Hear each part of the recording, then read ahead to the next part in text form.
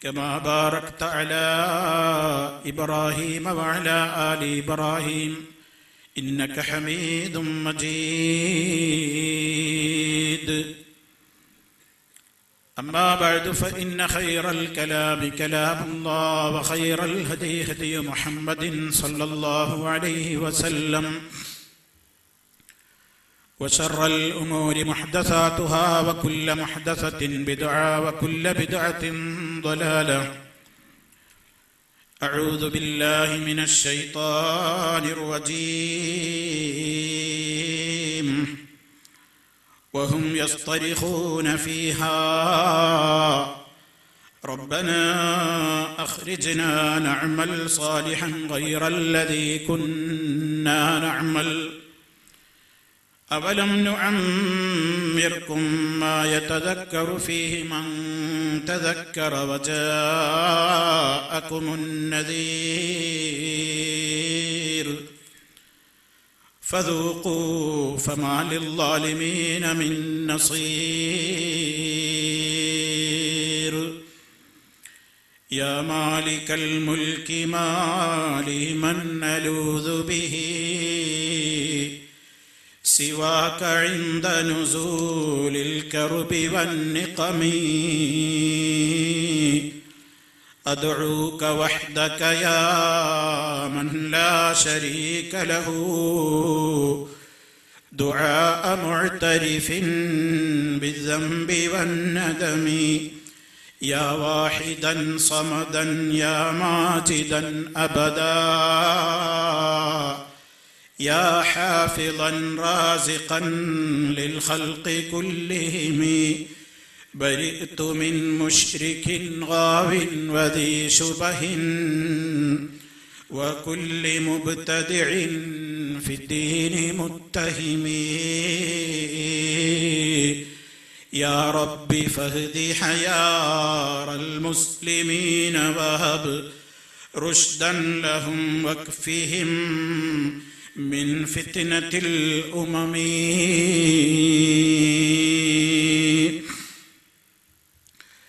അള്ളാഹുവിൻ്റെ മഹത്തായ തൗഫീഖ് മുഖേന വടക്കേക്കാട് എന്ന് പറയുന്ന ഈ പ്രദേശത്ത് സംഘടിപ്പിച്ചിട്ടുള്ള വിശുദ്ധ ഖുർആനുമായി ബന്ധപ്പെട്ടുകൊണ്ടുള്ള ഈ മഹത്തായ സമ്മേളനം അതിൻ്റെ സമാപന ഘട്ടത്തിലാണ് നമ്മളുള്ളത്. ഈ വേദിയിൽ അണിനിരന്നിരിക്കുന്ന എൻ്റെ പ്രിയപ്പെട്ട സഹപ്രവർത്തകന്മാർ, നേതാക്കൾ, പണ്ഡിതന്മാർ, സുഹൃത്തുക്കൾ, ഈ ശബ്ദം ശ്രവിച്ചുകൊണ്ടിരിക്കുന്ന എൻ്റെ ബഹുമാന്യരായ സഹോദരി സഹോദരന്മാർ, ലോകത്തിൻ്റെ വിവിധ ഭാഗങ്ങളിലൂടെ മലയാളം ഇസ്ലാമിക് ക്ലാസ് റൂമിലൂടെയും അൽ-ഇസ്ലാഹ് റേഡിയോ സംവിധാനത്തിലൂടെയും ഈ ശബ്ദം ശ്രവിക്കുകയും നിരീക്ഷിച്ചുകൊണ്ടിരിക്കുകയും ചെയ്യുന്ന എൻ്റെ പ്രിയപ്പെട്ട സുഹൃത്തുക്കൾ, അല്ലാഹു സുബ്ഹാനഹു വ തആല നമ്മെ എല്ലാവരെയും അവൻ പൊരുത്തപ്പെടുന്ന അവൻ്റെ യഥാർത്ഥ അടിമകളിൽ ഉൾപ്പെടുത്തുകയും രണ്ട് ലോകത്തും സന്തോഷപ്രദമായ ഒരു ജീവിതം നൽകിക്കൊണ്ട് നമ്മെ എല്ലാവരെയും ആദരിച്ച് അനുഗ്രഹിക്കുകയും ചെയ്യുമാറാകട്ടെ. സഹോദരങ്ങളെ, വിശുദ്ധ ഖുർആൻ വിളിക്കുന്നു സ്രഷ്ടാവിലേക്ക് എന്ന ഒരു മഹത്തായ തലക്കെട്ടിൽ ഒതുങ്ങി നിന്നുകൊണ്ടുള്ള ഏതാനും ചില കാര്യങ്ങളെ സംബന്ധിച്ചുള്ള ഓർമ്മപ്പെടുത്തലാണ് എൻ്റെ ഈ സമയത്തിലൂടെ ഉദ്ദേശിക്കുന്നത്. അല്ലാഹു സുബ്ഹാനഹു വ തആല നേരറിയാനും നേരിന്റെ പാതയിൽ അടിയുറച്ച് മുന്നേറുവാനും നേരറിഞ്ഞ മഹാന്മാരുടെ കൂടെ പാരത്രികമായി സ്വർഗം പങ്കിടാനും നമുക്കെല്ലാവർക്കും തൗഫീഖ് നൽകിക്കൊണ്ട് നമ്മെ അനുഗ്രഹിക്കുമാറാകട്ടെ. സഹോദരങ്ങളെ, എല്ലാ അർത്ഥത്തിലും ഇരുൾ മൂടിക്കിടന്നിരുന്ന ഒരു ജനത, ആ ജനതയിലേക്കാണ് മഹാനായ മുഹമ്മദുർ റസൂലുള്ളാഹി സ്വല്ലല്ലാഹു അലൈഹി വസല്ലം എന്ന അന്ത്യപ്രവാചകൻ നിയോഗിക്കപ്പെട്ടത്. വിശ്വാസങ്ങളിലും ആചാരങ്ങളിലും സ്വഭാവങ്ങളിലും എല്ലാം മാലിന്യം നിറഞ്ഞ് കുമിഞ്ഞ് കിടന്നിരുന്ന ഒരു സമൂഹം, ആ സമൂഹത്തെ അല്ലാഹു വിശേഷിപ്പിച്ചത് കാനൂ മിൻ ഖബ്ലു ലഫീ ളലാലിൻ മുബീൻ എന്നാണ്. നബി സല്ലല്ലാഹു അലൈഹി വസല്ലം വരുന്ന കാലഘട്ടത്തിൽ അല്ലാഹുവിന്റെ ദീനിനെ സംബന്ധിച്ച് കേൾക്കാത്ത ഒരു സമൂഹം, വ്യക്തമായ വഴികേടിലായിരുന്നു അവർ എന്നാണ് അല്ലാഹു അവരെ സംബന്ധിച്ചു പറഞ്ഞത്. അങ്ങനെ ഇരുൾ മൂടി കിടന്നിരുന്ന ഒരു ജനതയിലേക്കാണ് മഹാനായ മുഹമ്മദ് റസൂലുള്ളാഹി സ്വല്ലല്ലാഹു അലൈഹി വസല്ലമ അയക്കപ്പെടുന്നത്. അവരെ നന്നാക്കിയെടുക്കാനാണ് നബി സല്ലല്ലാഹു അലൈഹി വസല്ലം അധ്വാനിച്ചത്.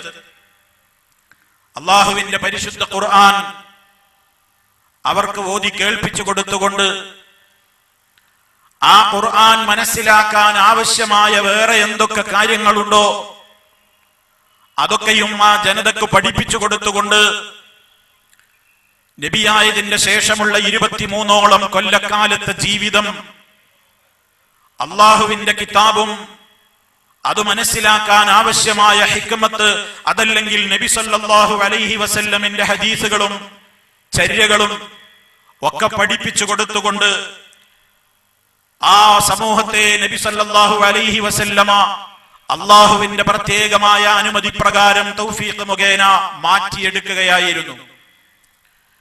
അങ്ങനെ മാറ്റിയെടുത്ത സമൂഹം, വിശുദ്ധ ഖുർആൻ അവർ വളരെ പിഴവിലായിരുന്നു എന്ന് പറഞ്ഞിരുന്ന ജനത നബി സല്ലല്ലാഹു അലൈഹി വസല്ലമിന്റെ ഈ പ്രവർത്തനങ്ങളിലൂടെ ലോകത്തിന് നേതാക്കളും ജേതാക്കളുമായി മാറുമാറ്, ഏറ്റവും വലിയ മാതൃകയുള്ള മഹാന്മാരായി തീരുമാറ്, അവർ ഉന്നതന്മാരായി, അവർ വലിയ ആളുകളായി.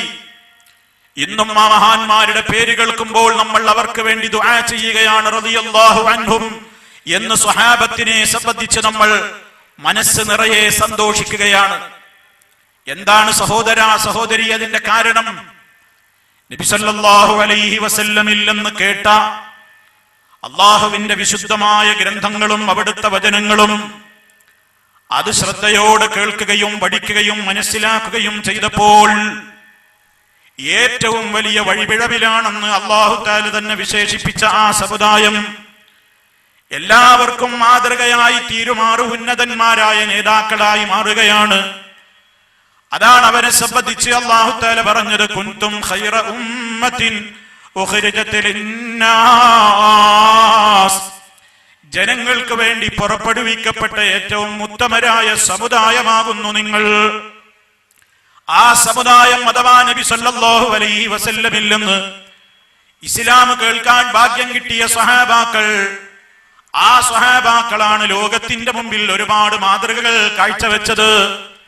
നബി സല്ലല്ലാഹു അലൈഹി വസല്ലമിൽ നിന്ന് ദീന് പഠിച്ച്, പരിശുദ്ധ ഖുർആൻ പഠിച്ച്, ഹദീസുകൾ പഠിച്ച് അവരുടെ ജീവിതത്തിൽ അതവര് പകർത്തി കൊണ്ടുവന്നപ്പോൾ അവരെ സംബന്ധിച്ച് പിന്നെ റബ്ബ് പറയുന്നത്, ലിതകൂനു ശുഹദാ ലിന്നാസ്, സർവജനങ്ങൾക്കും സാക്ഷികളാകുന്ന നിലക്ക്, മാതൃകയാകുന്ന നിലക്ക് ഏറ്റവും വലിയ ഉന്നതന്മാരായ ഒരു സമുദായമായി ആ സമുദായം മാറിയെങ്കിൽ, പ്രിയപ്പെട്ട സഹോദരാ, നമ്മൾ മനസ്സിലാക്കേണ്ടത് ഏറ്റവും വൃത്തികെട്ട വിശ്വാസത്തിന്റെയും ആചാരങ്ങളുടെയും അനുഷ്ഠാനങ്ങളുടെയും സ്വഭാവങ്ങളുടെയും ഒക്കെ ആളുകളായി ജീവിച്ചിരുന്നവര് സമൂഹത്തിലേക്ക് മഹാനായ അഷ്റഫുൽ വറാ മുഹമ്മദുർ റസൂലുള്ളാഹി സ്വല്ലല്ലാഹു അലൈഹി വസല്ലം വന്ന് വിശുദ്ധ ഖുർആനും തിരുസുന്നത്തും പഠിപ്പിച്ചു കൊടുത്തപ്പോൾ ലോകത്ത് അറിയപ്പെടുന്ന നേതാക്കളായി, സ്വർഗമുണ്ടെന്ന സന്തോഷ വാർത്ത കിട്ടിയ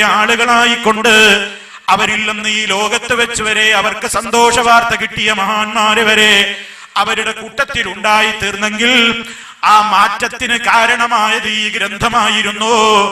ഈ ഖുർആനിലൂടെയാണ് അവര് നന്നായത്.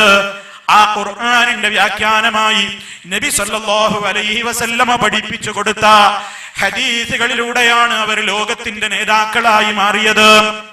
ആ അർത്ഥത്തിൽ മനുഷ്യരെ നമുക്ക് വേണ്ടതെല്ലാം പഠിപ്പിച്ചു തന്നുകൊണ്ടാണ് മഹാനായ മുഹമ്മദുൻ സല്ലല്ലാഹു അലൈഹി വസല്ലമ ഈ ലോകത്ത് നിന്ന് വിട പറഞ്ഞതെന്ന് നമ്മൾ ഓർക്കണം. സ്വർഗം കിട്ടാൻ ആവശ്യമായ മുഴുവൻ കാര്യങ്ങളും ഞാൻ നിങ്ങൾക്ക് പഠിപ്പിച്ചു തരാതെ പോയിട്ടില്ലെന്ന് നേതാവായ റസൂലുള്ളാഹി സ്വല്ലല്ലാഹു അലൈഹി വസല്ലം നമ്മെ അറിയിച്ചിട്ടുണ്ട്. നരകത്തിലേക്ക് നിങ്ങൾ പോകാൻ ചാൻസ് ഉള്ള കാര്യങ്ങളൊക്കെ ഞാൻ നിങ്ങളെ വിരോധിച്ചിട്ടുണ്ടെന്ന് നബി സല്ലല്ലാഹു അലൈഹി വസല്ലം തന്നെ നമ്മെ അറിയിച്ചിട്ടുമുണ്ട്. അങ്ങനെ ലോകത്തിന് ആവശ്യമായ ഏതൊക്കെ നന്മകളുണ്ടോ അത് മുഴുവനും പഠിപ്പിച്ച് പൂർത്തിയാക്കി തന്നുകൊണ്ട് അള്ളാഹു അറിയിച്ച പ്രകാരം ഈ ലോകത്തോട് അവിടുന്ന് പ്രഖ്യാപിച്ചതാണ്, അൽയൗമ അക്മൽതു ലക്കും ദീനക്കും വഅത്മംതു അലൈക്കും നിഅമതി വറദീതു ലക്കുമുൽ ഇസ്ലാമ ദീനാ. ഇന്നത്തെ ദിവസം നിങ്ങൾക്ക് നിങ്ങളുടെ ദീനിനെ ഞാൻ പൂർത്തിയാക്കി തന്നിരിക്കുന്നു. അള്ളാഹു അറിയിക്കുകയാണ്, ജനങ്ങളെ നിങ്ങൾ എങ്ങനെ ജീവിക്കണം എന്നത് ഞാനാണ് തീരുമാനിക്കേണ്ടത്. നിങ്ങളുടെ ഇഷ്ടപ്രകാരം ജീവിക്കാൻ നിങ്ങൾക്ക് സ്വാതന്ത്ര്യമില്ല. കാരണം ഈ ഭൂമിയിൽ നിങ്ങൾ വന്നത് നിങ്ങളുടെ ഇഷ്ടപ്രകാരമല്ല. നിങ്ങൾ ആഗ്രഹിക്കുന്ന നാട്ടിലോ നിങ്ങൾ ആഗ്രഹിക്കുന്ന കളറിലോ നിങ്ങൾ ആഗ്രഹിക്കുന്ന സ്ഥലത്തോ നിങ്ങൾ ആഗ്രഹിക്കുന്ന പ്രദേശവാസിയോ ആയിട്ടല്ലല്ലോ നിങ്ങൾ ജനിച്ചത്. ഇനി ഈ ലോകത്തു നിന്ന് മറപ്പെട്ടു പോകുമ്പോഴും മരിച്ചു പോകുമ്പോഴും എവിടെ വെച്ച് മരിക്കാനാ നീ ആഗ്രഹിക്കുന്നത്, ഏത് സ്ഥലത്ത് നിന്റെ ആരടി മണ്ണൊരുങ്ങാനാ നീ മോഹിക്കുന്നത് എന്ന അഭിപ്രായമൊന്നും ചോദിച്ചുകൊണ്ടല്ല ഈ ലോകത്തു നിന്ന് മനുഷ്യരൊക്കെയും മരിച്ചു പിരിഞ്ഞു പോകുന്നത്. രണ്ടും തീരുമാനിക്കുന്നത് അല്ലാഹു തന്നെ. എങ്കിൽ ആ ജനനത്തിന്റെയും മരണത്തിന്റെയും ഇടക്കുള്ള കാലഘട്ടമായ ഈ ദുനിയാവിലെ ജീവിതത്തിലും നമ്മുടെ ഇഷ്ടപ്രകാരം ജീവിക്കാൻ നിവൃത്തിയില്ല. അതിന് അള്ളാഹു നിശ്ചയിച്ച വകുപ്പുകളാണ് ഇസ്ലാമിക ശരീഅത്ത് എന്ന് പറയുന്നത്. ആ ദീൻ ഞാൻ നിങ്ങൾക്ക് പൂർത്തിയാക്കി തന്നുപോയി എന്നാണ് അള്ളാഹു പറയുന്നത്. അൽയൗമ അക്മൽതു ലക്കും ദീനക്കും, നിങ്ങളുടെ ദീൻ ഞാൻ നിങ്ങൾക്ക് ഇതാ ഇന്നത്തെ ദിവസം പൂർത്തിയാക്കി തന്നു. വഅത്മംതു അലൈക്കും നിഅമതി, എന്റെ അനുഗ്രഹമാണ് ജനങ്ങളെ ഇസ്ലാമായിട്ട് നിങ്ങൾക്ക് പഠിപ്പിച്ചു തന്നത്. ആ ഇസ്ലാം ഞാൻ നിങ്ങളോട് ചെയ്ത കാരുണ്യമാണ്. ആ ദീൻ നിങ്ങളോട് ഞാൻ ചെയ്ത നിഅമത്താണ്. ആ നിഅമത്തിദാ സമ്പൂർണമാക്കി തന്നു കഴിഞ്ഞു. വറദീതു ലക്കുമുൽ ഇസ്ലാമ ദീനാ, ആ ഇസ്ലാമിനെ നിങ്ങൾക്ക് ദീനായി ഞാൻ തൃപ്തിപ്പെട്ട് തന്നു കഴിഞ്ഞു എന്ന് അല്ലാഹു തആല ലോകത്തോട് അറിയിച്ചിട്ടുണ്ട്. അതുകൊണ്ട് ഞാൻ എന്നോടെന്ന പോലെ എന്റെ ശബ്ദം ശ്രവിക്കുന്ന മുഴുവൻ ആളുകളോടും ഓർമ്മപ്പെടുത്തുകയാണ്, നമുക്ക് ഈ ലോകത്ത് ജീവിക്കാനുള്ള നമ്മുടെ ഭരണഘടനയാണ് അല്ലാഹുവിന്റെ വിശുദ്ധമായ ഗ്രന്ഥം. ആ ഗ്രന്ഥത്തെ എങ്ങനെ മനസ്സിലാക്കണമെന്ന് ലോകത്തോട് ആദ്യം പറഞ്ഞ നേതാവാണ് നമ്മുടെ ജീവനേക്കാൾ നാം സ്നേഹിക്കുന്ന മുഹമ്മദുർ റസൂലുള്ളാഹി സ്വല്ലല്ലാഹു അലൈഹി വസല്ലം.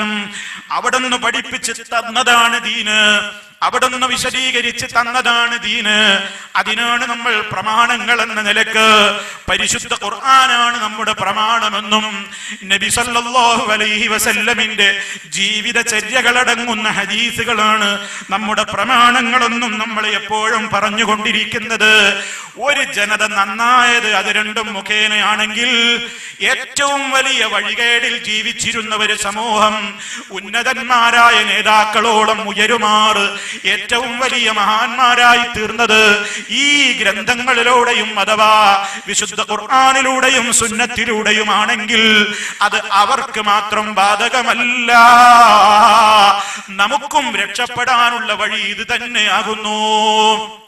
നമുക്കെന്ന് മാത്രമല്ല, ഖിയാമത്ത് നാൾ വരെ ഇനി ഇവിടെ വരാനിരിക്കുന്ന മുഴുവൻ സമൂഹത്തോടും അഭിസംബോധന ചെയ്തുകൊണ്ട് പറയാൻ അല്ലാഹു റസൂലുള്ളാഹിനെ ഏൽപ്പിച്ചൊരു ഡ്യൂട്ടിയുണ്ട്. ഖുൽ, പ്രവാചകരെ പറയണം ലോകത്തോട്, യാ അയ്യുഹന്നാസ്, ഓ ജനങ്ങളെ, ഇന്നി റസൂലുള്ളാഹി ഇലൈക്കും ജമീആ, ഞാൻ അറബികളിലേക്ക് മാത്രം അയക്കപ്പെട്ടയാളല്ല, മക്കയിലേക്ക് മാത്രം അയക്കപ്പെട്ടയാളല്ല, അറബ് രാജ്യത്തിലേക്ക് മാത്രം അയക്കപ്പെട്ട ദൂതനുമല്ല. മനുഷ്യരെ എല്ലാവരിലേക്കും ഉള്ള പ്രവാചകനാണ് ഞാനെന്ന് അവിടുന്ന് ഈ ലോകത്തോട് പ്രഖ്യാപിച്ചിട്ടുണ്ട്. അവിടുത്തേക്ക് റബ്ബ് ഇറക്കി കൊടുത്ത 23 കൊല്ലക്കാലത്തിന്റെ ഇടക്ക് പ്രത്യേകമായ സാഹചര്യങ്ങളുടെയും സന്ദർഭങ്ങളുടെയും അവസരങ്ങൾ കൊത്തുകൊണ്ട് കുറേശ്ശെയായി ഇറക്കിക്കൊടുത്ത ഈ വിശുദ്ധമായ ഗ്രന്ഥം അതും ഏതെങ്കിലും ഒരു വിഭാഗത്തിനുള്ളതല്ല, മറിച്ച് ഈ കിതാബ് ആർക്കുള്ളതാണ്? അതെന്റെ ശബ്ദം ശ്രവിക്കുന്ന ഏത് മതക്കാരനാണെങ്കിലും ഏത് വിശ്വാസക്കാരനാണെങ്കിലും ഉൾക്കൊള്ളണം. വിശുദ്ധ ഖുർആൻ എന്ന് പറയുന്നത് മുസ്ലിമീങ്ങളുടെ കുത്തക ഗ്രന്ഥമല്ല. കാരണം ആ ഗ്രന്ഥം ഇറക്കിയിട്ടുള്ള റഹ്മാനായ റബ്ബ്, സ്രഷ്ടാവായ റബ്ബ് പറയുന്നത് കിതാബുൻ അൻസൽനാഹു ഇലൈക ലിതുഖ്രിജന്നാസ മിനൽ ളുലുമാതി ഇലൻ നൂർ ബിഇദ്നി റബ്ബിഹിം ഇലാ സിറാത്തിൽ അസീസിൽ ഹമീദ്. കിതാബുൻ, ഈ ഗ്രന്ഥം അൻസൽനാഹു ഇലൈക, നബിയെ താങ്കൾക്ക് നാം അവതരിപ്പിച്ചു തന്നിട്ടുള്ളത് ലിതുഖ്രിജന്നാസ, ജനങ്ങളെ മുഴുവനും പുറത്തു കൊണ്ടുവരാൻ വേണ്ടിയാണ്. ഏതെങ്കിലും ഒരു കാലത്തെ ജനങ്ങൾക്കല്ല. ലിതുഖ്രിജന്നാസ്, മുഴുവൻ മനുഷ്യർക്കും അവരെ മുഴുവനും പുറത്തു കൊണ്ടുവരാനുള്ള ഗ്രന്ഥമാണ്. മിനൽ ളുലുമാത്ത്, അന്ധവിശ്വാസങ്ങളുടെയും അനാചാരങ്ങളുടെയും ദുസ്വഭാവങ്ങളുടെയും തോന്നിവാസങ്ങളുടെയും ഒക്കെ ഇരുട്ടുകളിലും അന്ധകാരങ്ങളിലും കഴിഞ്ഞുകൂടുന്ന മനുഷ്യരെ ഇലന്നൂർ, സത്യവിശ്വാസത്തിന്റെയും സദാചാരത്തിന്റെയും സൽക്കർമ്മങ്ങളുടെയും സൽസ്വഭാവത്തിന്റെയും അതേപോലെ തന്നെ നീതിയുടെയും ധർമ്മത്തിന്റെയും പ്രകാശധാരയിലേക്ക് കൊണ്ടുവരാനുള്ള ഗ്രന്ഥമാണ്. ബിഇദ്നി റബ്ബിഹിം ഇലാ സിറാത്തിൽ അസീസിൽ ഹമീദ്, അസീസും ഹമീദുമായ അല്ലാഹുവിന്റെ മാർഗത്തിലേക്ക് അവരുടെ റബ്ബിന്റെ അനുമതി പ്രകാരം നീ അവരെ പുറത്തു കൊണ്ടുവരാൻ വേണ്ടി അവതരിപ്പിച്ചു തന്ന കിതാബാണ് ഈ കിതാബ് എന്ന് പറഞ്ഞുകൊണ്ടാണ് വിശുദ്ധ ഖുർആനിനെ സംബന്ധിച്ച് സൂറത്ത് ഇബ്രാഹീമിന്റെ 1-ാമത്തെ ആയത്തിലൂടെ തന്നെ അല്ലാഹു തആല പരിചയപ്പെടുത്തിയിരിക്കുന്നത്. അതുകൊണ്ട് സുഹൃത്തുക്കളെ, ഈ ഗ്രന്ഥം മുഖേനയും ഈ ഗ്രന്ഥത്തിന്റെ വ്യാഖ്യാനമായ ഹദീസുകൾ മുഖേനയുമാണ് ആദിമ തലമുറയിലെ ജനങ്ങൾ നന്നായതെങ്കിൽ മഹാനായ ഇമാം മാലിക് റഹ്മത്തുള്ളാഹി അലൈഹിയുടെ ഒരു വാചകം ചേർത്ത് ഞാൻ പറയട്ടെ. ഈ തലമുറയുടെ ഈ സമുദായത്തിന്റെ ആദ്യ കാലഘട്ടക്കാരി എന്തൊന്നുകൊണ്ട് നന്നായി തീർന്നോ, അതേ കാര്യങ്ങൾ കൊണ്ടല്ലാതെ ഈ സമുദായത്തിന്റെ അവസാന ഘട്ടവും നന്നായി തീരൂല. അതുകൊണ്ട് നമുക്കും നന്നാകാനുള്ള ഒരേ ഒരു മാർഗം അള്ളാന്റെ കിതാബിലേക്ക് മടങ്ങലാണ്, നബി സല്ലല്ലാഹു അലൈഹി വസല്ലമിന്റെ ഹദീസിലേക്ക് മടങ്ങലാണ്.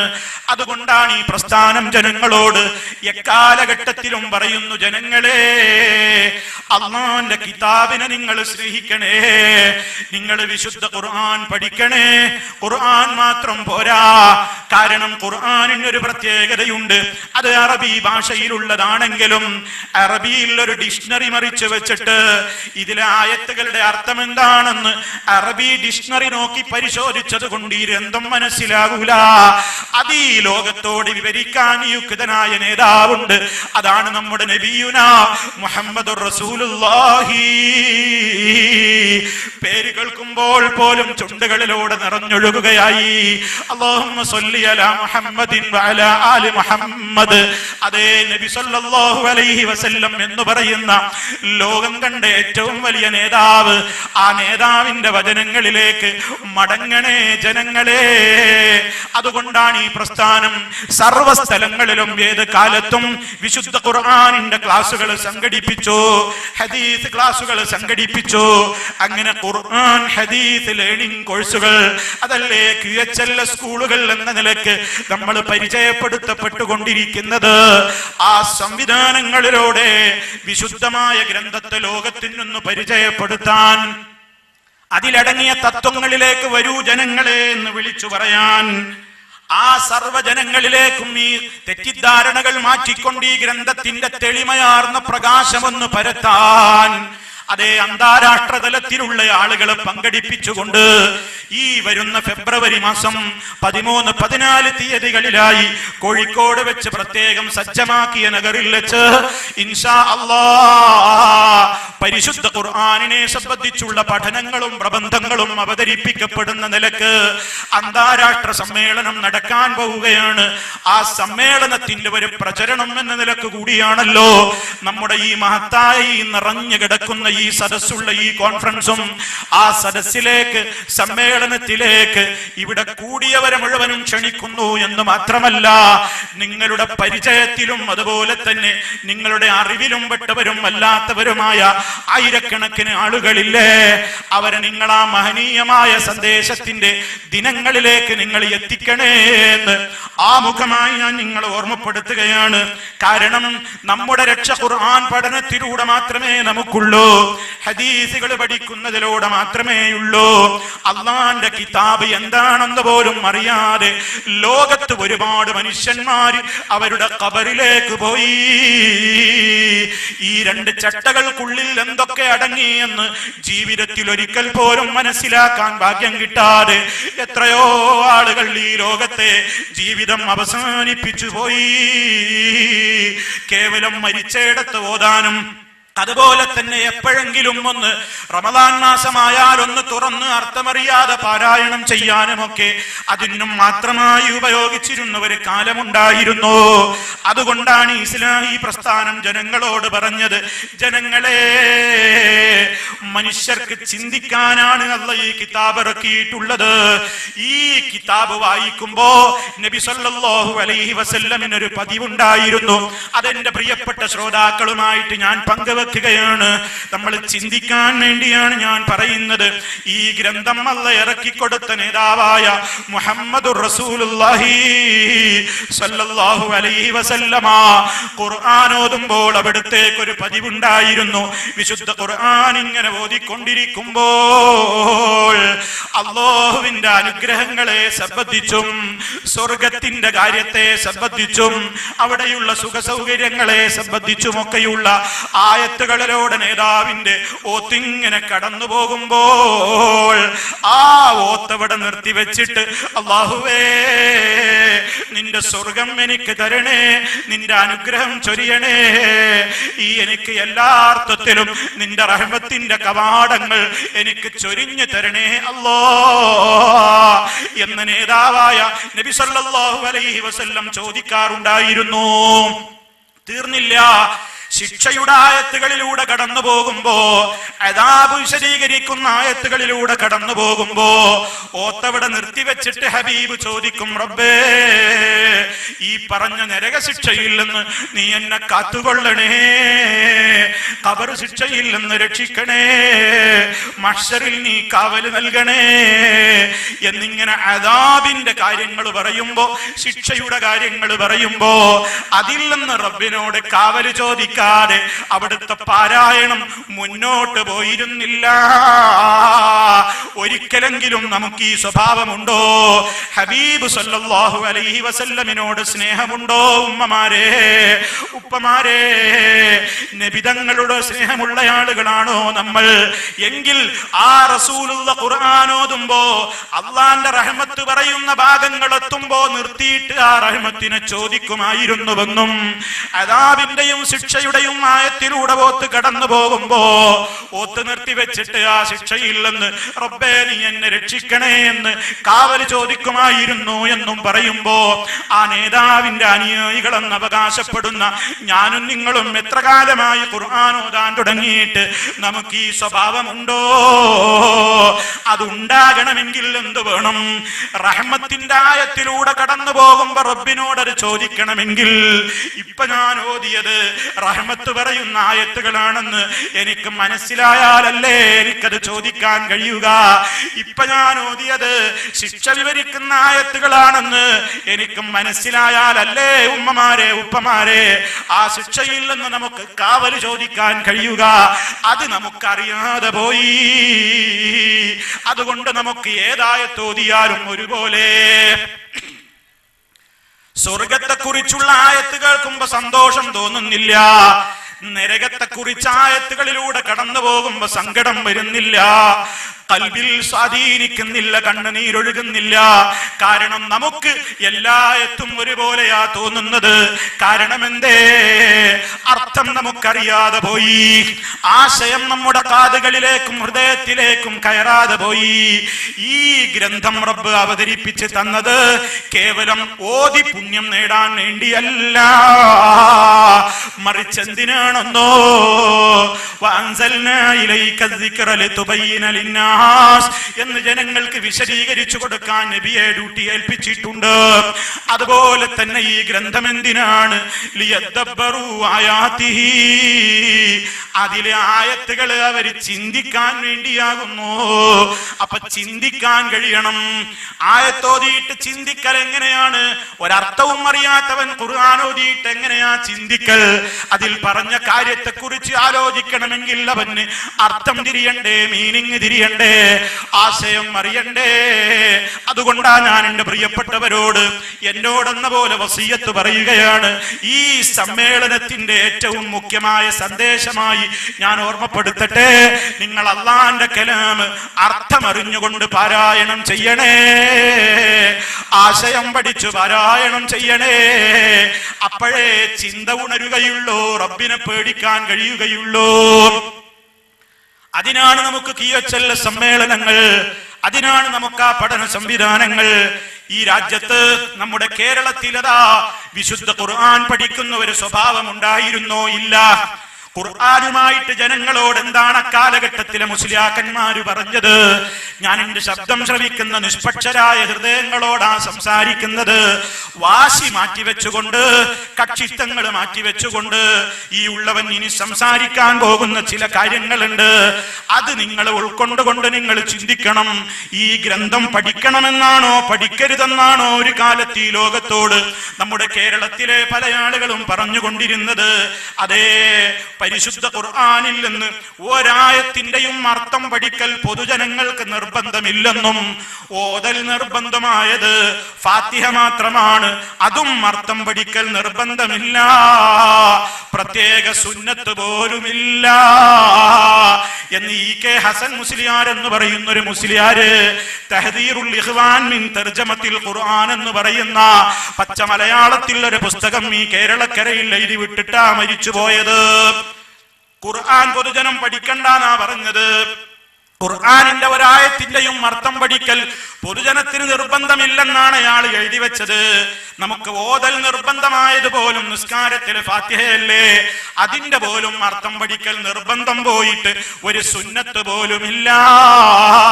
പിന്നെ ഒരു വെറും പണിക്ക് ഈ സമുദായം തയ്യാറാകുമോ? നഖം മുറിച്ചാൽ വരെ സുന്നത്തുണ്ട്, അതിന് വരെ കൂലിയുണ്ട്. ഫാത്തിഹയുടെ അർത്ഥം പഠിച്ചാൽ അതുപോലുമില്ലെന്ന് വന്നാൽ ഈ ഗ്രന്ഥം പഠിക്കാൻ പിന്നെ ആരാണ് മുന്നോട്ട് വരിക? അങ്ങനെ ഒരു കാലഘട്ടം ഈ കേരളക്കരയിൽ കഴിഞ്ഞുപോയി. അന്നും നമ്മുടെ പണ്ഡിതന്മാര് ഖുർആൻ ക്ലാസുകൾ സംഘടിപ്പിച്ചുകൊണ്ട് ജനങ്ങൾക്ക് ഖുർആൻ വിശദീകരിച്ചു കൊടുക്കുമ്പോൾ ആ മുസ്ലിയാക്കന്മാര് ഇങ്ങോട്ട് പരിഹസിച്ചത് കണ്ടോ? മൗലവിമാര് ഖുർആൻ ക്ലാസ്സിലാക്കി എന്ന് പറഞ്ഞുകൊണ്ട് പരിഹസിക്കുകയായിരുന്നു. മലയാളികൾക്ക് മലയാളത്തിൽ ഇതൊന്ന് മനസ്സിലാവട്ടെ എന്ന നിലക്ക് ആദ്യമായി അറബി മലയാളത്തിൽ കണ്ണൂരിലെ മായിൻകുട്ടി എളയ എന്ന് പറയുന്ന ഒരു മനുഷ്യനാണ് വിശുദ്ധ ഖുർആനിന് കേരളത്തിൽ ഒരു മലയാളത്തിലേക്ക് ഒരു തർജ്ജമ കൊടുത്തത്. അക്കാലഘട്ടത്തിലെ പണ്ഡിതന്മാര് അത് ഹറാമാണ്, കുഫറാണെന്ന് പറഞ്ഞതിന്റെ അടിസ്ഥാനത്തിൽ ആ ഗ്രന്ഥങ്ങൾ മുഴുവനും അതേ അറബിക്കടലിൽ കെട്ടിത്താഴ്ത്തേണ്ടി വന്നു. ചരിത്രം ഇവിടെ അങ്ങനെയാ എഴുതി വെക്കപ്പെട്ടിട്ടുള്ളത്. അതൊക്കെ അവഗണിച്ചുകൊണ്ട് സ്വന്തം പാളയത്തിൽ എന്ന് തന്നെ ചിലരൊക്കെ ഖുർആനിന്റെ അർത്ഥം എഴുതി. കെ.വി. മുഹമ്മദ് മുസ്ലിയാർ കുറ്റനാടെന്ന് പറയുന്ന മുസ്ലിയാര് ഖുർആനിന്റെ പരിഭാഷ ഇറക്കി. പക്ഷേ അദ്ദേഹം ഇറക്കിയപ്പോഴും അതേ പാളയത്തിൽ നിന്ന് അദ്ദേഹത്തിന്റെയും മേലിൽ ഫത്വ വന്നു.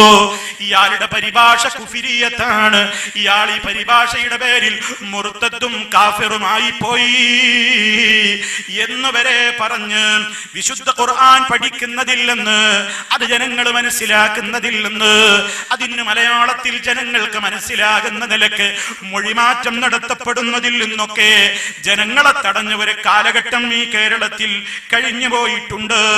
അതൊക്കെയും ഇന്ന് അൽഹംദുലില്ലാഹ് മാറ്റങ്ങൾ വരുന്നുണ്ട്. പക്ഷേ എന്റെ പ്രിയപ്പെട്ടവരോട് എനിക്ക് പറയാനുള്ളത്, ആ ഖുർആനും ഹദീസും നമ്മൾ മനസ്സിലാക്കേണ്ടത് നമുക്ക് തോന്നും പോലെയല്ല. അത് ആദ്യമായി മനസ്സിലാക്കിയ ഒരു സമൂഹം ഇവിടെയുണ്ട്. അവരാണ് അല്ലാഹു വിശേഷിപ്പിച്ചിട്ടുള്ള റളിയല്ലാഹു അൻഹും റദൂ അൻഹു. അല്ലാഹ് അവരെ തൃപ്തിപ്പെട്ട് കഴിഞ്ഞിരിക്കുന്നു, അവര് അല്ലാഹുവിനെയും തൃപ്തിപ്പെട്ടിരിക്കുന്നു എന്ന് പറഞ്ഞ ആ സ്വഹാബാക്കളില്ലേ, അവര് മനസ്സിലാക്കിയതുപോലെ ഖുർആൻ മനസ്സിലാക്കുകയും അവരെ മനസ്സിലാക്കിയതുപോലെ ഹദീസുകൾ മനസ്സിലാക്കുകയും ചെയ്തുകൊണ്ട്, അതാണ് പ്രിയപ്പെട്ടവരെ, അതിലുള്ളതാണ് ഇസ്ലാം, അതിലുള്ളതാണ് പഴയവാദം. ശരിക്കും മനസ്സിലാക്കിക്കോ, ഇനി പറയാൻ പോകുന്ന കാര്യങ്ങൾ അതിലുള്ളത് മാത്രമാണ് ഇസ്ലാം, അതിലുള്ളത് മാത്രമാണ് പഴയത്, അതിന്റെ പുറത്തുള്ളത് പുതിയതാണ്, അതിന്റെ പുറത്തുള്ളത് സൂക്ഷിക്കണേ. നബി സല്ലല്ലാഹു അലൈഹി വസല്ലം പറഞ്ഞിട്ടുണ്ട്, വഖൈറുൽ ഹദീ ഹദീ മുഹമ്മദിൻ സല്ലല്ലാഹു അലൈഹി വസല്ലം വശറൽ ഉമൂരി മുഹദസാതുഹാ വകുല്ലു മുഹദസത്തിൻ ബിദ്അ വകുല്ലു ബിദ്അത്തിൻ ളലാല. എന്താണ് അവിടുന്ന് പറയുന്നത്? അവിടുത്തെ പല പ്രസംഗങ്ങളുടെയും തുടക്കത്തിൽ വന്ന വാചകമാണ്, ചര്യകളിൽ വെച്ച് ഏറ്റവും മുന്തിയ ചര്യ നബി സല്ലല്ലാഹു അലൈഹി വസല്ലമിന്റെ ചര്യയാണ്. കാര്യങ്ങളിൽ വെച്ച് ഏറ്റവും ചീത്തയായിട്ടുള്ളത് പുത്തൻ സമ്പ്രദായങ്ങളാണ്. എല്ലാ പുത്തനാചാരങ്ങളും ബിദ്അത്താണ്, എല്ലാ ബിദ്അത്തുകളും വഴികേടുകളാണ്. അതുകൊണ്ട് സൂക്ഷിക്കണം. നബി സല്ലല്ലാഹു അലൈഹി വസല്ലമിന്റെ മുന്നറിയിപ്പാണ്, പുത്തൻ വാദങ്ങളെ സൂക്ഷിക്കണേ, പുത്തൻ വാദികളെ സൂക്ഷിക്കണേ എന്ന് നബി സല്ലല്ലാഹു അലൈഹി വസല്ലം ആശയത്തിൽ വരുന്ന കാര്യങ്ങൾ പറയുമ്പോ നമ്മളൊന്ന് മനസ്സിലാക്കണം. ഇനി ശ്രദ്ധിക്കണം, നിങ്ങൾ വളരെ ശ്രദ്ധിച്ചോളണം. ആരാണിവിടെ പുത്തൻവാദികൾ? ആരാണിവിടെ പുത്തൻവാദം പറയുന്നത്? പുത്തൻവാദം എന്ന് പറഞ്ഞാൽ 200 കൊല്ലം മുമ്പ് ഇല്ലാത്തത് പറയലാണോ? 400 കൊല്ലം മുമ്പ് ഇല്ലാത്തത് പറയലാണോ? എന്താണ് പുത്തൻവാദവും പഴയവാദവും വേർതിരിക്കാനുള്ള മാനദണ്ഡം? ശരിക്കു പഠിച്ചോ. നബി സല്ലല്ലാഹു അലൈഹി വസല്ലമ സ്വഹാബത്തിന് പകർന്നു കൊടുത്തതാണ് പഴയവാദം.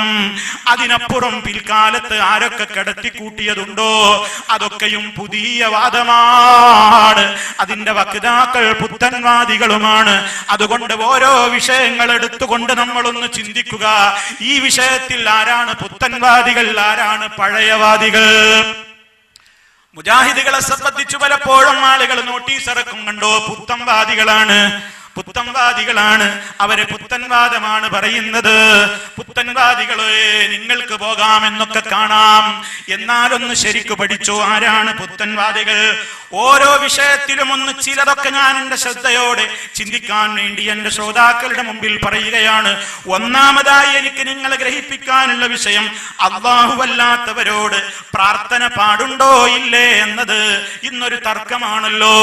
പല കക്ഷികൾക്കിടയിലും തർക്കമാണല്ലോ.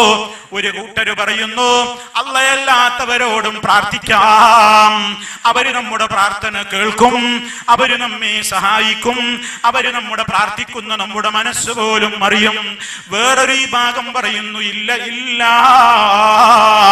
പ്രാർത്ഥന റബ്ബിനോട് മാത്രമേ ആകാവൂ, റബ്ബിന് മാത്രമേ നമ്മുടെ പ്രാർത്ഥന കേൾക്കാൻ കഴിയൂ, റബ്ബിന് മാത്രമേ നമ്മുടെ പ്രാർത്ഥന കേട്ട് ഉത്തരം ചെയ്യാൻ കഴിവുള്ളൂ. എല്ലാം കാണാൻ കഴിവുള്ളവൻ, എല്ലാം കേൾക്കാൻ കഴിവുള്ളവൻ, എല്ലാം അറിയാൻ കഴിവുള്ളവൻ, എല്ലാത്തിനും എല്ലാ അർത്ഥത്തിലും ഖദീറായ കഴിവുള്ളവൻ അത് റബ്ബ് തന്നെ. അതുകൊണ്ട് അവനോടല്ലാത്ത പ്രാർത്ഥന പാടില്ല എന്ന മുജാഹിദ് പ്രസ്ഥാനം സലഫികൾ ജനങ്ങളോട് പറയുമ്പോൾ ഞാനൊരു വാക്ക് നിങ്ങളെ കേൾപ്പിക്കട്ടെ.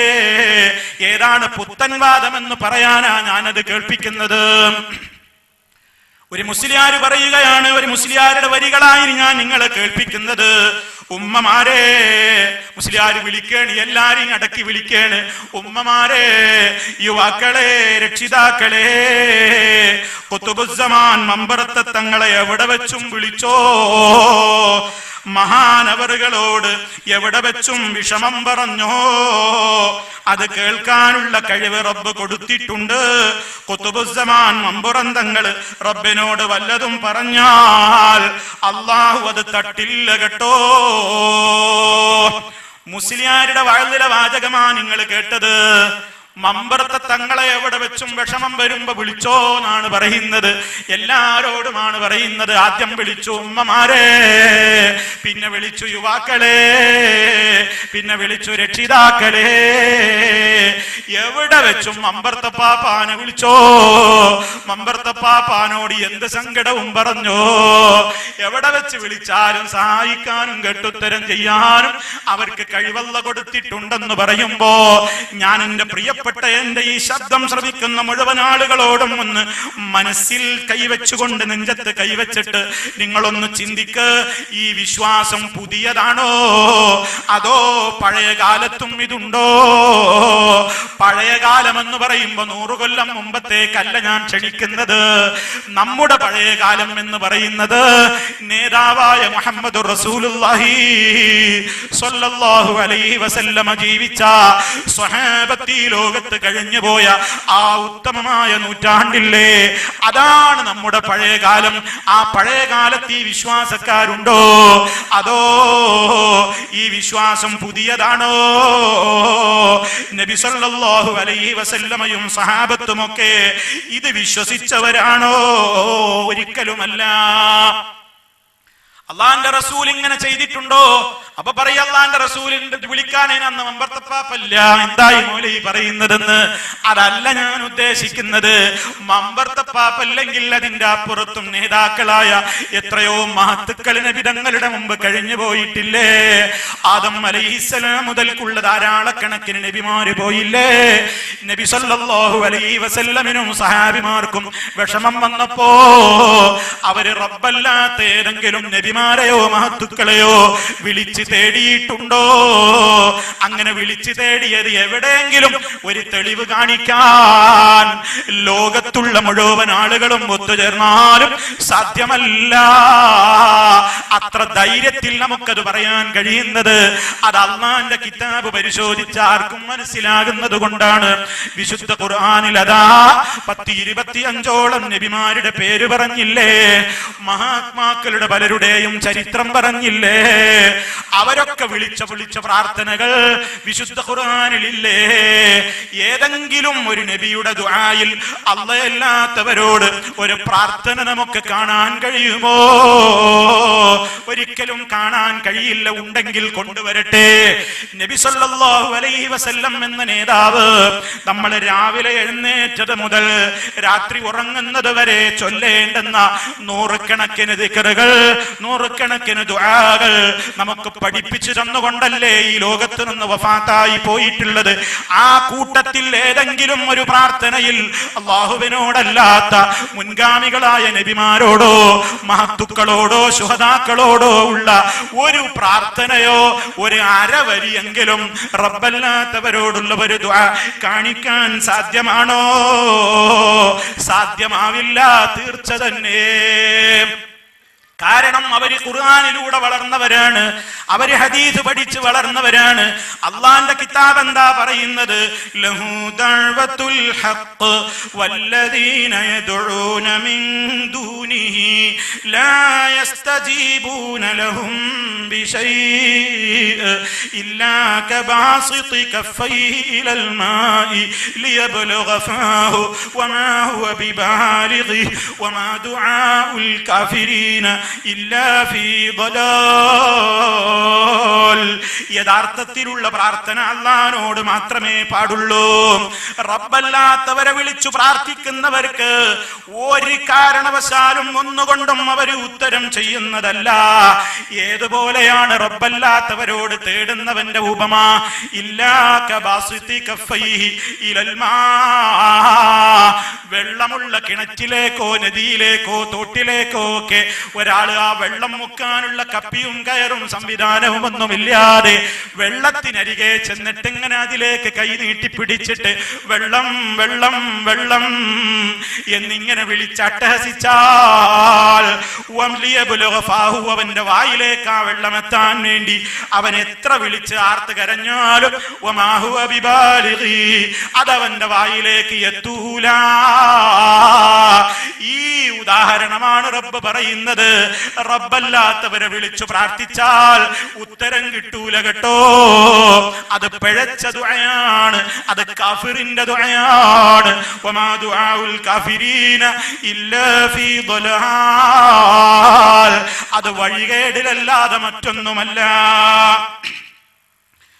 അതുകൊണ്ട് സ്വഹാബിമാര് അത് മനസ്സിലാക്കിയവരാണ്. നബി തങ്ങളതാണ് അവരെ പഠിപ്പിച്ചത്. അതുകൊണ്ട് നബി സല്ലല്ലാഹു അലൈഹി വസല്ലമ ജീവിച്ചിരിക്കുന്ന കാലത്ത് പോലും സ്വഹാബിമാർക്ക് തങ്ങളോട് വല്ലതും പറയാനോ ചോദിക്കാനോ ഉണ്ടെങ്കിൽ അവര് നബി തങ്ങൾ എവിടെയാണുള്ളതെങ്കിൽ അവിടേക്ക് വരാറാണ് പതിവുള്ളത്. ആ പോയിന്റ് എന്റെ പ്രിയപ്പെട്ടവരെ മനസ്സിലാക്കണം. മുസ്ലിയാര് നേരത്തെ എന്താ പറഞ്ഞത്? മമ്പർത്തപ്പാപ്പാനെ എവിടെ വെച്ചും വിളിച്ചോ, എവിടെ വെച്ചും അതേ അദ്ദേഹത്തെ വിളിച്ചോ ഉത്തരം ചെയ്യുമെന്നല്ലേ. സ്വഹാബിമാര് ജീവിച്ചിരിക്കുന്ന കാലത്ത്, അള്ളാന്റെ റസൂല് ജീവിച്ചിരിക്കുന്ന കാലമായിട്ട് പോലും അള്ളാന്റെ റസൂലിനോട് വല്ലതും സംശയം ചോദിക്കാനോ വല്ല കാര്യങ്ങളും അവിടുത്തോട് പറയാനോ ഉണ്ടെങ്കിൽ അവരിയ്ക്കുന്ന വീടുകളിൽ വെച്ച് യാ റസൂലല്ലാഹ് യാ ഹബീബല്ലാഹ് എന്ന് റസൂലുള്ളാഹിനെ വിളിച്ചു പറയാറല്ല പതിവ്. അവർക്കറിയാം അവിടുന്ന് വിളിച്ചാ കേട്ട് ഉത്തരം കിട്ടൂല. അതുകൊണ്ട് നബി തങ്ങൾ ഇരിക്കുന്ന സദസ്സിലേക്ക് വന്നിട്ട് ആ കാര്യം പറയാറുള്ളത്. ഉറങ്ങുകയാണെങ്കിൽ പോലും സംസാരിക്കൂല. ഉറക്ക് തെളിയട്ടെ, ഉണരട്ടെ എന്ന് വിചാരിച്ച് അതബോടെ സഹാബിമാര് കാത്തു നിൽക്കാറാണ് പതിവുള്ളത്. അങ്ങനെ ജീവിച്ചിരിക്കുന്ന കാലത്ത് പോലും നബി സല്ലല്ലാഹു അലൈഹി വസല്ലമിനെ വിദൂരദേശത്ത് നിന്ന് അവര് വിളിച്ചു തേടിയിട്ടില്ല. ഇനി വഫാത്തായതിന്റെ ശേഷമോ? വഫാത്തിന് ശേഷവും അവര് നബിയോട് തേടിയിട്ടില്ല. അവിടുത്തെ ഭാര്യമാര് ജീവിച്ചില്ലേ? അതുപോലെ തന്നെ അവിടുത്തെ മകളായ ഫാത്തിമ ബീവി ജീവിച്ചില്ലേ? സഹാബത്ത് പലരും ജീവിച്ചില്ലേ? അവരുടെ പ്രശ്നങ്ങൾ ഉണ്ടായപ്പോ അവർ നബി സല്ലല്ലാഹു അലൈഹി വസല്ലമിന്റെ ഖബറുള്ള ഭാഗത്തേക്ക് ചെന്നുകൊണ്ടോ അല്ലെങ്കിൽ ദൂരദേശത്ത് വെച്ചുകൊണ്ടോ നബി തങ്ങളെ വിളിച്ചു പ്രാർത്ഥിച്ചതായി അരവരി പോലും കാണിക്കാൻ ഇന്നുവരെ പ്രമാണബദ്ധമായ നിലക്ക് കെട്ടുകഥ പോരാ. ഇസ്ലാം എന്ന് പറയുന്നത് കെട്ടുകഥ പോരാ. സഹീഹായ സനദോടുകൂടി പരമ്പരയോടുകൂടി വിശ്വാസ്യരായ ആളുകളിൽ നിന്ന് റിപ്പോർട്ട് ചെയ്യപ്പെട്ട നിലക്ക് ഒരൊറ്റ സംഭവവും അതിൽ നമുക്ക് കാണാൻ കഴിയില്ല. എന്തുകൊണ്ടേ അവരങ്ങനെ ചെയ്യാതിരുന്നത്? അവർക്കൊന്നും മുത്ത് മുസ്തഫയോട് സ്നേഹമില്ലേ? അവർക്കൊന്നും റസൂലുള്ളാഹിക്ക് അല്ലാഹു കൊടുത്ത മുഅ്ജിസത്തിൽ വിശ്വാസമില്ലേ? ഉണ്ട്, അവർക്ക് വിശ്വാസമുണ്ട്. എന്നാൽ നബി സല്ലല്ലാഹു അലൈഹി വസല്ലം പഠിപ്പിച്ചതിൽ നിന്ന് പുറത്തു പോകാൻ അവര് തയ്യാറായില്ല. എന്നാൽ ഇക്കാലത്തുള്ള പുത്തൻവാദികൾ എന്താ നബി തങ്ങളെ കുറിച്ച് വിശ്വസിക്കുന്നത്? ഞാൻ പറഞ്ഞു വരുന്നത് നിങ്ങൾ ശരിക്കും ആലോചിക്കണം. മുസ്ലിയാക്കന്മാരോട് നിങ്ങൾ ചോദിക്കണം, ആരാ ഇവിടെ പുത്തൻവാദം പറയുന്നത്? മുജാഹിദുകൾ എന്ത് പുത്തൻവാദമാണ് ഇവിടെ പറഞ്ഞത്? ഒന്ന് പറയട്ടെ. അതേ അവസരത്തിൽ നൂറുകണക്കിന് എണ്ണി പറയാനുണ്ട് അപ്പുറത്തെ പുത്തൻവാദങ്ങൾ. അതുകൊണ്ട് സാധാരണക്കാരൊന്ന് ശരിക്ക് ചിന്തിക്ക്. നബി സല്ലല്ലാഹു അലൈഹി വസല്ലമിനെ കുറിച്ചുള്ള പുത്തൻവാദം കേട്ടോ. എന്താ റസൂലുള്ളാഹിനെ കുറിച്ച് ഇവര് പറയുന്ന പുത്തൻവാദം എന്താ? ഒന്ന്, അള്ളാഹുവിന്റെ റസൂൽ സല്ലല്ലാഹു അലൈഹി വസല്ലമ ഓരോ മുസൽമാന്റെയും കൂടെ തന്നെയുണ്ട്. ഒന്നാമത്തെ വാദം ശരിക്കും മനസ്സിലാക്കണം, നിങ്ങൾ പഠിച്ചു വെക്കണം, അത് ഹൃദയത്തിൽ കൊത്തിവെച്ചോ. റസൂലുള്ളാഹിനെ കുറിച്ച് ഇവരുടെ വിശ്വാസമാ പറയുന്നത്. ഒന്ന്, അള്ളാഹുവിന്റെ റസൂൽ സല്ലല്ലാഹു അലൈഹി വസല്ലമ ഓരോ മുസൽമാന്റെയും കൂടെ തന്നെയുണ്ട്. രണ്ടാമതായി പറയുന്നത്, തങ്ങൾ എല്ലാവരുടെയും പ്രവർത്തനങ്ങൾ വ്യക്തമായി കാണുകയും അറിയുകയും ചെയ്തുകൊണ്ടിരിക്കുകയാണ്. നബിതങ്ങൾ നമ്മുടെ കൂടെയുണ്ടെന്ന് മാത്രമല്ല, എല്ലാ പ്രവർത്തനങ്ങളും അവിടുന്ന് വ്യക്തമായി കാണുകയും അറിയുകയും ചെയ്തുകൊണ്ടിരിക്കുകയാണ്. ഇനി മൂന്നാമത്തത് കേട്ടോ, സുന്നത്ത് ജമാഅത്തിന്റെ വിശ്വാസ പ്രകാരം ബഹുമാനപ്പെട്ട നബി സല്ലല്ലാഹു അലൈഹി വസല്ലമ തങ്ങൾ എല്ലാവരുടെയും സമീപത്ത് തന്നെയുണ്ട്. അത് നബി സല്ലല്ലാഹു അലൈഹി വസല്ലമ പല ഹദീസുകളിലും വ്യക്തമാക്കിയതുമാണ്. കളവുകളുടെ കോമ്പലയാണിപ്പോൾ ഈ കേട്ടത്. ഇനി പറയൂ, ഈ 3 നിങ്ങൾ കേട്ടില്ലേ? ഇതിൽ ഏതാണ് പുത്തൻവാദം? ആരുടേതാണ് പുത്തൻവാദം? ഇത് നബി സല്ലല്ലാഹു അലൈഹി വസല്ലം എവിടെയാണ് പഠിപ്പിച്ചത്? സഹാബത്ത് എവിടെയാണ് പഠിപ്പിച്ചത്? ഇസ്ലാം ഏതെങ്കിലും ഒരു നിലക്ക് ഇതിനെ സംബന്ധിച്ച് നമുക്ക് പഠിപ്പിച്ചു തന്നിട്ടുണ്ടോ?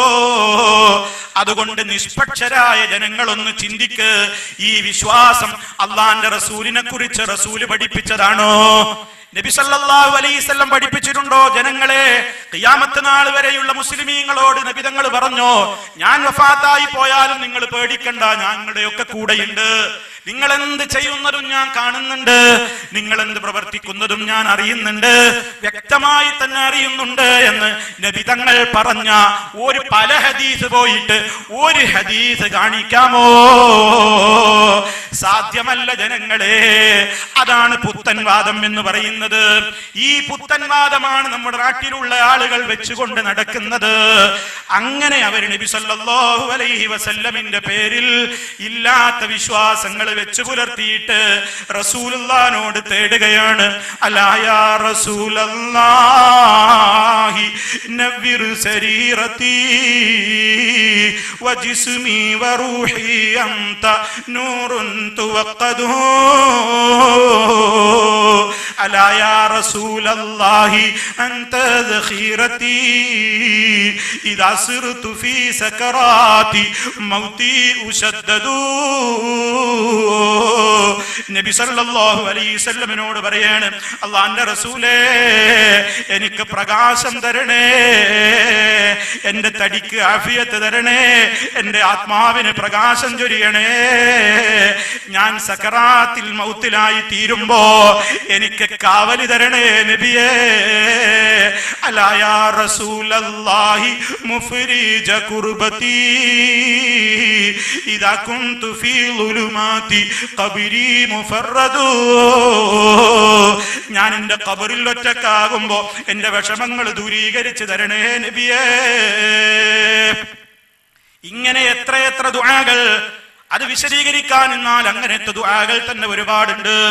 ഇത് നബി സല്ലല്ലാഹു അലൈഹി വസല്ലമിനെ സ്നേഹിക്കുന്നു എന്ന് പറഞ്ഞുകൊണ്ട് റസൂലുള്ളാഹിനോട് തേടുകയാണ്. നബി സല്ലല്ലാഹു അലൈഹി വസല്ലമ ആരോടാണ് പ്രകാശം ചോദിക്കാൻ പഠിപ്പിച്ചത്? എന്നോട് നിങ്ങൾ പ്രകാശം ചോദിച്ചോ എന്നാണോ അല്ലാഹുവിന്റെ റസൂല് പറഞ്ഞത്? മറിച്ച് അവിടുന്ന് നമ്മോടെന്താ പറഞ്ഞത്? നിസ്കാരത്തിന് ജമാഅത്തിന് വീട്ടിൽ നിന്ന് പുറപ്പെടുമ്പോ നമ്മളൊക്കെ അല്ലാഹുവിനോട് പ്രകാശം ചോദിക്കണം. അല്ലാഹുമ്മ ജഅൽ ഫീ ഖൽബി നൂറാ വഫീ ലിസാനി നൂറാ واجعل في سمعي نورا واجعل في بصري نورا واجعل من خلفي نورا ومن امامي نورا واجعل من فوقي نورا ومن تحتي نورا اللهم اعطني نورا. എത്ര പേർക്കറിയാം ഈ ദുആ? ജമാഅത്ത് നിസ്കാരത്തിന് പള്ളിയിലേക്ക് പുറപ്പെടുമ്പോ മുസ്ലിമീങ്ങൾ പറയേണ്ട പ്രാർത്ഥനയാണ്. റബ്ബിനോട് പടച്ചവനെ, റബ്ബേ, നീ എന്റെ ഹൃദയത്തിലും എന്റെ നാവിലും എന്റെ കാതിലും എന്റെ കണ്ണിലും എന്റെ പിന്നിൽ നിന്നും മുന്നിൽ നിന്നും വലത്തും ഇടത്തും മുകളിലും താഴെയും എല്ലാം നീ പ്രകാശം തരണേ എന്നിങ്ങനെ അള്ളാഹിനോട് തേടാനാണ് നബി സല്ലല്ലാഹു അലൈഹി വസല്ലം പഠിപ്പിച്ചത്. ഒരിക്കൽ പോലും അവിടുന്ന് സഹാബിമാരെ, നിങ്ങൾ എന്നോട് പ്രകാശം ചോദിച്ചോ, മരണത്തിന്റെ വേളയിൽ നിങ്ങൾക്ക് രക്ഷ കിട്ടാൻ എന്നെ വിളിച്ചോ, ഖബറിൽ മുൻകറിന് കീറ് വരുമ്പോ എന്നെ വിളിച്ചോ, സക്കറാത്തിന്റെ ഹാലിൽ കിടക്കുമ്പോ ആശ്വാസത്തിന് വേണ്ടി എന്നോട് തേടിക്കോ. ഒരിക്കലെങ്കിലും നബി സല്ലല്ലാഹു അലൈഹി വസല്ലമ ഈ സ്വഹാബത്തിനത് പഠിപ്പിച്ചു കൊടുത്തോ? അപ്പോൾ ആരാണ് ഇവിടെ പുത്തൻവാദം പറയുന്നത്? നമ്മൾ പറയുന്നു അള്ളാഹിനോട് മാത്രമേ ഇതിനൊക്കെ പ്രാർത്ഥിക്കാനും തേടാനും പാടുള്ളൂ. ഇവര് പറയുന്നു റസൂലുള്ളാഹിനോട് തേടണം, റസൂലുള്ളാഹിനോട് ചോദിക്കണം.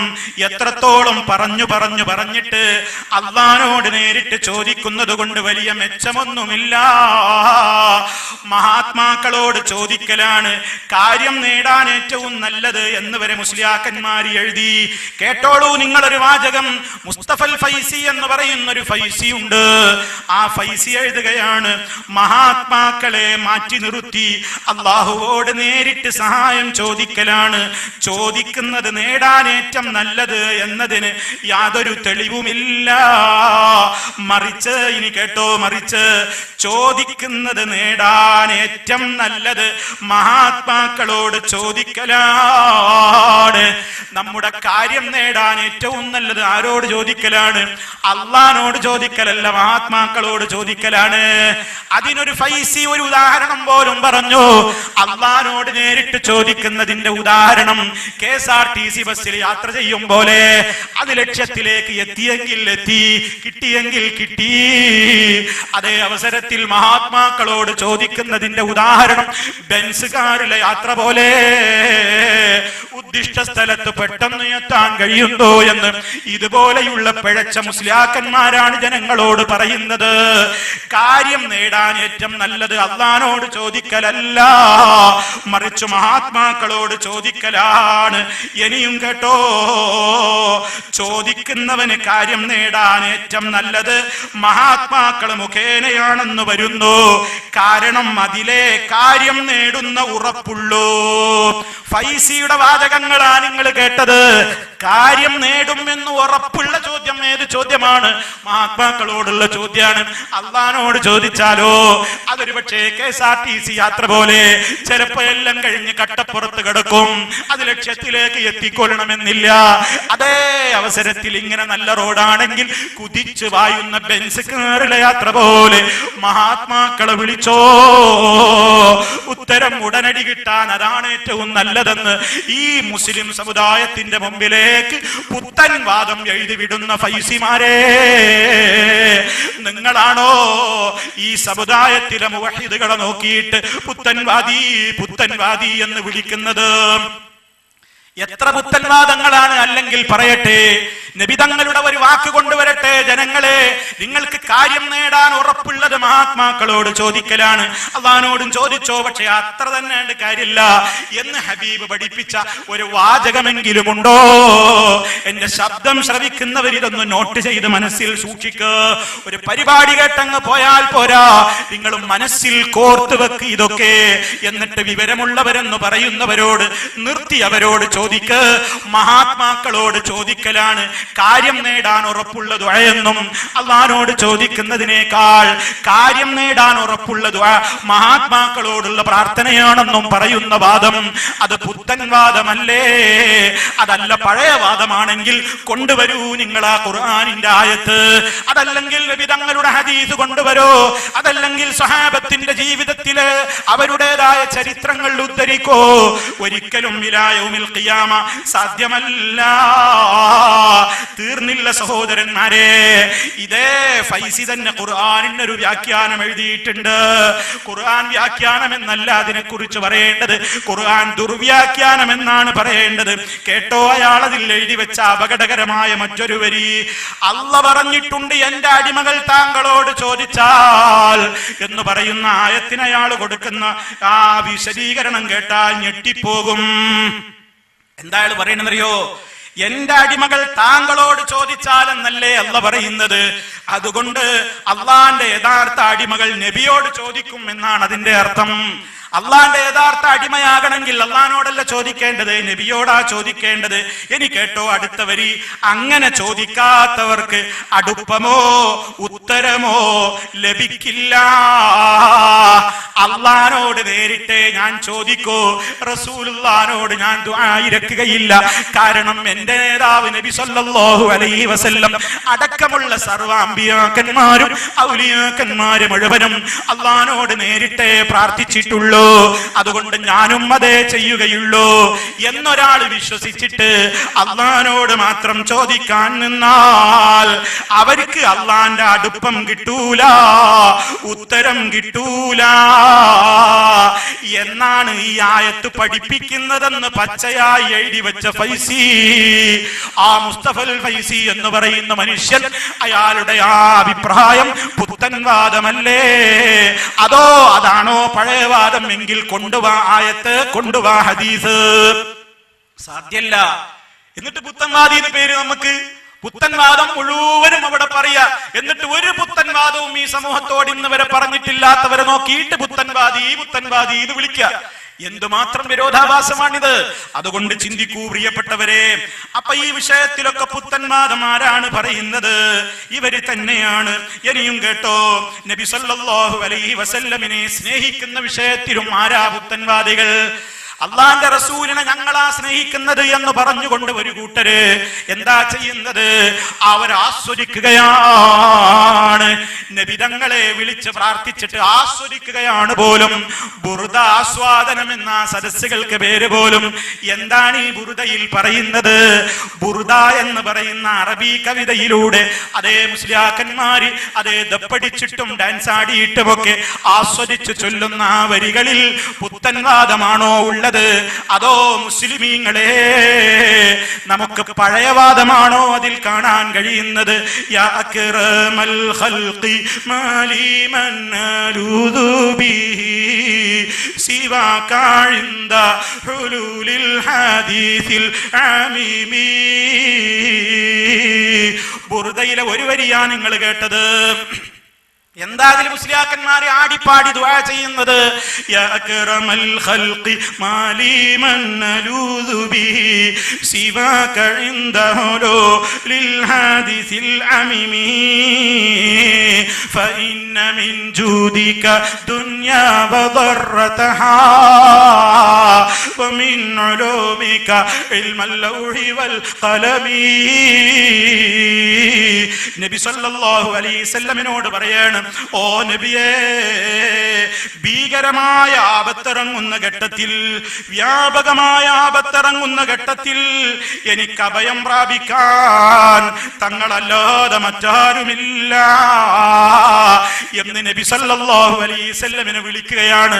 സങ്കടം വരുമ്പോ, വിഷമം വരുമ്പോ, പ്രയാസം വരുമ്പോ, ഓ നബിയേ, ഞങ്ങൾക്ക് സങ്കടം പറയാനും അഭയം തേടാനും ശരണം വിളിക്കാനും തങ്ങളെ നിങ്ങളല്ലാതെ മറ്റൊരാളില്ലെന്ന് റസൂലുള്ളാഹിനെ വിളിച്ചു പറയുന്ന ഈ വരി ഇസ്ലാമികമാണോ? പരിശുദ്ധ ഖുർആൻ ഒന്ന് മറിച്ചു നോക്ക്.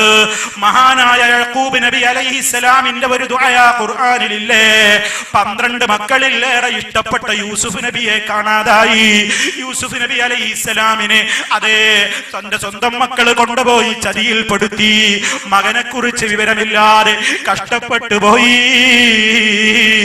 യഅഖൂബ് നബി അലൈഹിസ്സലാത്തു വസ്സലാം ആരോടാ വിഷമം വന്നപ്പോൾ തേടിയത്? ആരോടാ സങ്കടം പറഞ്ഞത്? ആരിലേക്കാണ് കരങ്ങൾ നീട്ടിയത്?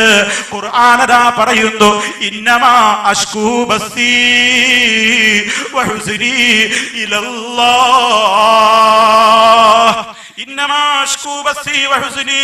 എന്റെ സങ്കടങ്ങളും എന്റെ വേദനകളും ഒക്കെ ഞാനിതാ ആവലാതിപ്പെടുന്നു. അല്ലാഹുവേ, നിന്നോട് ഞാൻ ആവലാതി ബോധിപ്പിക്കുന്നു, നിന്നിലേക്ക് ഞാൻ സങ്കടപ്പെടുന്നു. യഅഖൂബ് നബി അലൈഹിസ്സലാം എന്ന നബിയുടെ ദുആയാണ്. ആ നബിക്കെന്തേ നിങ്ങൾ ഈ പറയുന്ന പുത്തൻവാദം അറിയില്ലായിരുന്നോ? കാര്യം നേടാൻ ഏറ്റവും നല്ലത് അള്ളാനോട് ചോദിക്കലല്ല, മഹാത്മാക്കളോട് ചോദിക്കലാണ്. നിങ്ങളുടെ ഈ പുത്തൻവാദം അന്ന് യഅഖൂബ് നബിക്ക് അറിയില്ലല്ലോ. യഅഖൂബ് നബി അലൈഹിസ്സലാമിന്റെ ബാപ്പയാരാ? ചില്ലറക്കാരനാണോ? ഇസ്ഹാഖ് നബിയല്ലേ? ഉപ്പാപ്പയാരാ? അള്ളാന്റെ ഖലീലായ ഇബ്രാഹിം അലൈഹിസ്സലാം അല്ലേ? ബാപ്പ നബിയാണ്, ഉപ്പാപ്പ നബിയാണ്. ബാപ്പയും വഫാത്തായിട്ടുണ്ട്, ഉപ്പാപ്പയും വഫാത്തായിട്ടുണ്ട്. ആ ബാപ്പയും ഉപ്പാപ്പയും ഒക്കെ വഫാത്തായി ജീവിച്ചിരിക്കുന്ന യഅഖൂബ് നബിക്ക് സങ്കടം വന്നപ്പോ ഇന്നമാ അശ്കൂ ബസ്സീ വഹുസ്നി ഇലാ ഇസ്ഹാഖ്, അതല്ലെങ്കിൽ ഇലാ ഇബ്രാഹിം. ഇസ്ഹാഖ് നബിയോട് ഞാൻ എന്റെ സങ്കടം പറയാണ്, ഉപ്പാപ്പയായ ഇബ്രാഹിം നബിയോട് ഞാൻ എന്റെ സങ്കടം പറയാണെന്നാണോ പറഞ്ഞത്? മറിച്ച് നേതാവായ യഅഖൂബ് നബി ആരോടാ സങ്കടപ്പെട്ട് കരഞ്ഞത്? അതേ കരഞ്ഞില്ലേ മഹാനവറുകൾ?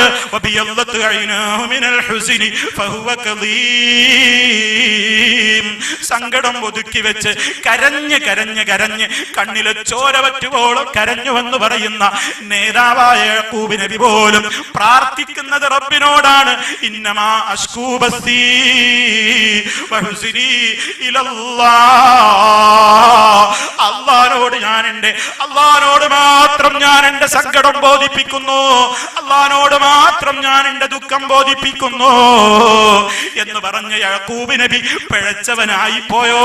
പുത്തൻവാദികളെ, നിങ്ങളുടെ ഭാഷയിലാ ചോദിക്കുന്നത്. അള്ളാഹുവിനോട് നേരിട്ട് ചോദിക്കുന്നവന് അടുപ്പം കിട്ടൂല എന്നല്ലേ ഇടിവെച്ചത്? മഹാത്മാക്കളോട് ചോദിക്കലാണ് കാര്യം നേടാൻ ഏറ്റവും നല്ലത് എന്നല്ലേ നിങ്ങൾ എഴുതി വെച്ചത്? അതിനുള്ള രേഖയായി ചോദിക്കുന്നത് അമ്പിയാക്കൾക്ക് പരിചയമില്ലാത്ത പുത്തൻവാദം, സഹാബിമാർക്ക് പരിചയമില്ലാത്ത പുത്തൻവാദം ഈ സമൂഹത്തിന്റെ മുമ്പിലേക്ക് കൊണ്ടുവന്നവരാര്? എന്റെ നിഷ്പക്ഷരായ ജനങ്ങളൊന്ന് ചിന്തിക്ക്. അങ്ങനെ ചിന്തിക്ക് നിങ്ങൾ. എന്നിട്ട് ചോദിക്ക് നിങ്ങൾ ഈ മുസ്ലിയാക്കളോട്. നിങ്ങളെ പുത്തൻവാദികളെന്ന് ആക്ഷേപിക്കുന്ന പുത്തൻവാദികളാണ്, പരിപാടിക്ക് കേൾക്കാൻ പോകരുത്, എല്ലായിടത്തും ബെൽറ്റിട്ട് മുറുക്കിക്കോ, എവിടെയും കേൾക്കാതിരിക്കാനും പോകാതിരിക്കാനും ഒക്കെ. എന്നാലും ജനങ്ങൾ ഒഴുകി ഒഴുകി വരും. എന്നിട്ട് അവർ കേൾക്കട്ടെ നിങ്ങളുടെ ഈ പുത്തൻവാദങ്ങൾ, അവർ മനസ്സിലാക്കട്ടെ. ആരുടെ കയ്യിലാണ് ഇസ്ലാമിന്റെ പഴയവാദങ്ങൾ ഉള്ളത്? ആരുടെ കയ്യിലാണ് ഒറിജിനൽ ഇസ്ലാം ഉള്ളത്? ആരുടെ കയ്യിലാണ് ഡ്യൂപ്ലിക്കേറ്റ് ഉള്ളത്? ആരുടെ കയ്യിലാണ് പുത്തൻവാദങ്ങൾ ഉള്ളതെന്ന് നിഷ്പക്ഷരായ എന്റെ ഉമ്മമാര്, സഹോദരിമാര്, സഹോദരന്മാര് ഒന്ന് മനസ്സിലാക്കാൻ വേണ്ടിയാ ഞാനിത് സൂചിപ്പിക്കുന്നത്. മാത്രമല്ല, ഈ ആസ്വാദനത്തിന് വേണ്ടി ചൊല്ലി ആടിപ്പാടി നടക്കുന്ന ബുറുദയുണ്ടല്ലോ, ഈ ബുറുദ ചൊല്ലാനും ചില നിബന്ധനകളുണ്ട് പോലും. ഈ ബുറുദ ചൊല്ലണമെങ്കിൽ ചില ഷർത്തുകൾ ഉണ്ട് പോലും. ഉളവോടെ പാരായണം ചെയ്യണം, അർത്ഥം അറിഞ്ഞുകൊണ്ടായിരിക്കണം. നേരത്തെ നിങ്ങൾ കേട്ടതെന്താ? ഖുർആനിൽ നിന്ന് ഒരായത്തിന്റെയും അർത്ഥങ്ങൾ പഠിക്കണ്ട. ഓതൽ നിർബന്ധമായ ഫാത്തിഹ സൂറത്ത് പോലും അർത്ഥം പഠിക്കൽ നിർബന്ധം പോയിട്ട് ഒരു സുന്നത്ത് പോലും ഇല്ലെന്നാണ് മുസ്ലിയാർ എഴുതിയത്. അതേ കക്ഷിയിൽപ്പെട്ട മുസ്ലിയാരാ പറയുന്നത് എന്ത്? നിങ്ങൾ ബുറുദ ചൊല്ലുമ്പോ ഉളു എടുക്കണേ, അർത്ഥം അറിഞ്ഞുകൊണ്ട് ചൊല്ലണേ. കാരണം ബുറുദയിൽ അടങ്ങിയിരിക്കുന്ന പ്രാർത്ഥനകൾ അർത്ഥം അറിയാതെയാകുമ്പോൾ ഇഖ്ലാസ് നഷ്ടപ്പെടുന്നു. ഒരു സഖാഫി എഴുതുകയാണ്, ബുറുദയിൽ പറഞ്ഞ പ്രാർത്ഥനകളൊക്കെ അർത്ഥറിയാതെ ചൊല്ലിയാൽ ഇഖ്ലാസ് ഉണ്ടാവില്ല. അപ്പൊ റസൂലുള്ളാഹിനെ വിളിച്ചുകൊണ്ട് തേടുമ്പോ നല്ല ഇഖ്ലാസ് വേണം. അതേവസരത്തിൽ ഖുർആൻ ഓതുമ്പോഴോ അർത്ഥം പഠിക്കൽ നിർബന്ധമൊന്നുമില്ല, പ്രത്യേക സുന്നത്ത് പോലുമില്ല. ഏതാ പുത്തൻവാദം? ആരുടേതാ പുത്തൻവാദം? ആരാണ് ഇവിടെ പുത്തൻവാദം ഇറക്കുമതി ചെയ്യുന്നത്? ശരിക്ക് ചിന്തിച്ചോ. ഇനി അതുകൊണ്ട് തീർന്നില്ല. ഇപ്പൊ റബീഉൽ അവ്വൽ ഇങ്ങനെ അവസാനിക്കാൻ കാത്തു നിൽക്കണം നമ്മുടെ മുസ്ലിയാക്കന്മാര്. ഞാന് ഇവിടെയുള്ള ഒരൊറ്റ സാധാരണക്കാരെയും ഞാൻ ഉദ്ദേശിച്ച് പറയുന്നില്ല. നിങ്ങളോട് ഈ പുത്തൻവാദികളാണ് മുജാഹിദുകൾ എന്ന് പറഞ്ഞു നടക്കുന്ന മുസ്ലിയാക്കന്മാരുണ്ടല്ലോ, അവര് ശരിക്കും മനസ്സിലാക്കട്ടെ. നിങ്ങൾ സാധുക്കളാണ്, നിങ്ങൾ മനസ്സിലാക്കിയിട്ടില്ലാത്തവരാണ്. നിങ്ങൾ ഇത് കേട്ടാൽ നിങ്ങൾ സത്യം മനസ്സിലാക്കി പോകുമെന്ന് നല്ല ഉറപ്പുള്ളത് കൊണ്ടാണ് നിങ്ങളെ പിടിച്ചു വെക്കുന്നത്. കേട്ടുകൂടെ കണ്ടുകൂടെ പോകരുത്, ഇരിക്കരുത്, ശ്രദ്ധിക്കരുതെന്ന് പറയുന്നത്. അതുകൊണ്ടാ പറയുന്നത് നിങ്ങളോട് മനസ്സിലാക്കുക. റബീഉൽ അവ്വലാണ് തീർന്ന, ഇനി അടുത്ത ആഘോഷം വരികയായി. അതെന്താ? റബീഉൽ ആഖിർ 10 ജീലാനി ദിനം. അങ്ങനെ നടക്കണല്ലോ, ജീലാനി ദിനം. അങ്ങനെ ജീലാനി ദിനം, ജീലാനി ദിനം ഏതാ? ജീലാനി ജനിച്ച ദിവസമാണോ? അല്ല. നബി സല്ലല്ലാഹു അലൈഹി വസല്ലമിന്റെ ജന്മദിനം ആഘോഷിച്ചിട്ട് പരിപാടി അവസാനിപ്പിക്കൽ 40ാമത്തെ ദിവസം ഏതിലാ? ജീലാനിയുടെ ചരമദിനം ആചരിക്കുക. എന്താ ജീലാനിയുടെ ചരമദിനം? എന്താ ഈ ജീലാനിയുടെ മാത്രം ചരമദിനായി പോയത്? എന്താ ഈ ജീലാനിയുടെ ജന്മദിനം ആഘോഷിക്കാത്തത്? അത് റമദാനിൽ ആഘോഷിക്കുമ്പോ കാര്യം നടക്കുവോ? അപ്പൊ നടക്കൂല, പലതും നടക്കൂല. അതുകൊണ്ട് അത് ജന്മദിനം ആക്കി ആഘോഷിക്കാതെ ചരമദിനമാക്കി. അപ്പൊ ജീലാനിയുടെ ചരമദിനം, ഒരു ജീലാനി ദിനം എന്ന് പറയുന്ന ഒരു സമ്പ്രദായം. ആരുടെയെങ്കിലും ജന്മദിനാചരണമോ ചരമദിനാചരണമോ ഇസ്ലാമിലുണ്ടോ? ഏതാ പുത്തൻവാദം? ആരുടെ കയ്യിലാ ഒറിജിനൽ വാദം? ആരാണ് പുത്തൻവാദം? നബി സല്ലല്ലാഹു അലൈഹി വസല്ലമ ഒരാളുടെയും ജന്മദിനം ആഘോഷിക്കാൻ പറഞ്ഞിട്ടില്ല. ഒരാളും മരിച്ചാൽ ആ മരണത്തിന്റെ ചരമവാർഷികം ആഘോഷിക്കാൻ പറഞ്ഞിട്ടില്ല. അത് ആരുടേതും ഉണ്ടായിട്ടില്ല. അതുകൊണ്ട് ഈ ജന്മദിനാചരണവും പുത്തൻവാദമാണ്, ചരമദിനം ആചരിക്കലും പുത്തൻവാദമാണ്. മാത്രല്ല, ഈ ജീലാനിയെ കുറിച്ച് എന്തൊക്കെ കെട്ടുകഥകളാ പറഞ്ഞത്, എന്തൊക്കെ കഥകളാ പ്രചരിപ്പിച്ചത്. മുഹീദ്ദീൻ ശൈഖിനെ സംബന്ധിച്ച് പറഞ്ഞ കാര്യങ്ങൾ ഒരു മുസ്ലിമിന് വിശ്വസിക്കാൻ പാടുണ്ടോ? പ്രിയമുള്ളവരെ, നിങ്ങൾ ചിന്തിക്ക്. ജീലാനിയെ പറ്റി എന്താണ് പാടി പുകഴ്ത്തുന്നത്? റൂഹിന്റെ കൊട്ട തട്ടി കേമനായ ആളാണ് പോലും ശൈഖ് ജീലാനി.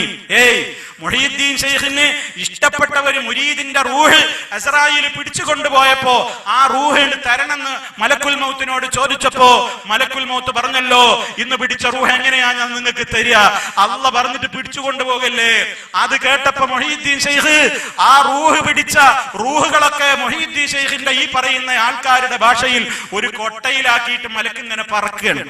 ആ പറക്കുന്ന ഇടത്ത് നിന്ന് ആ കൊട്ടങ്ങട്ട് പിടിച്ചു വാങ്ങണാര്? മുഹീദ്ദീൻ ശൈഖ്. ഏതാ കൊട്ടയിലുള്ളത്? അന്ന് പിടിച്ചുള്ള റൂഹുകളൊക്കെയും ഉണ്ടന്ത കൊട്ടയിൽ ക്ഷണമിൽ തുറന്നോവർ, തുറന്നിട്ടത് തന്നിൽ ഉള്ള ഉയരുകളെ തുള്ളി പറപ്പിച്ച് പാറ്റി വിടുത്തോവർ. ശൈഖ് ജീലാനി ചെയ്ത പണിയാണ് പോലും. മലക്കുൽ മൗത്ത് പിടിച്ചു കൊണ്ടുപോകുന്ന റൂഹിന്റെ കൊട്ടക്കൊരു തട്ട് കൊടുക്കുകയാണ്. അന്ന് പിടിച്ചുള്ള റൂഹുകളൊക്കെയും ഭൂമിയിലേക്ക് തന്നെ തിരിച്ചു പോരുന്നു. ശൈഖ് ജീലാനി അള്ളാന്റെ അടുക്കൽ പോയിട്ട് സങ്കടം പറയുമ്പോ അള്ള ജീലാനിയോട് ചോദിക്കുകയാണ് പോലും, ഒന്ന് കൊടുത്തെങ്കിൽ മറ്റുള്ളതൊക്കെയും പോകുമോ ചോദിച്ചത് എന്റെ ഹൗസല്ലേ, എന്റെ ഹൗസുല്ലമല്ലേ നിന്നോട് ചോദിച്ചത്. അയാൾക്ക് ഇഷ്ടപ്പെട്ട ആ ഒരൊറ്റ മുരീദിന്റെ റൂഹാണ് കൊടുത്തിട്ടുണ്ടെങ്കിൽ ഇന്ന് എടുത്ത പണി മുഴുവൻ ബാത്തിലാകുമായിരുന്നു.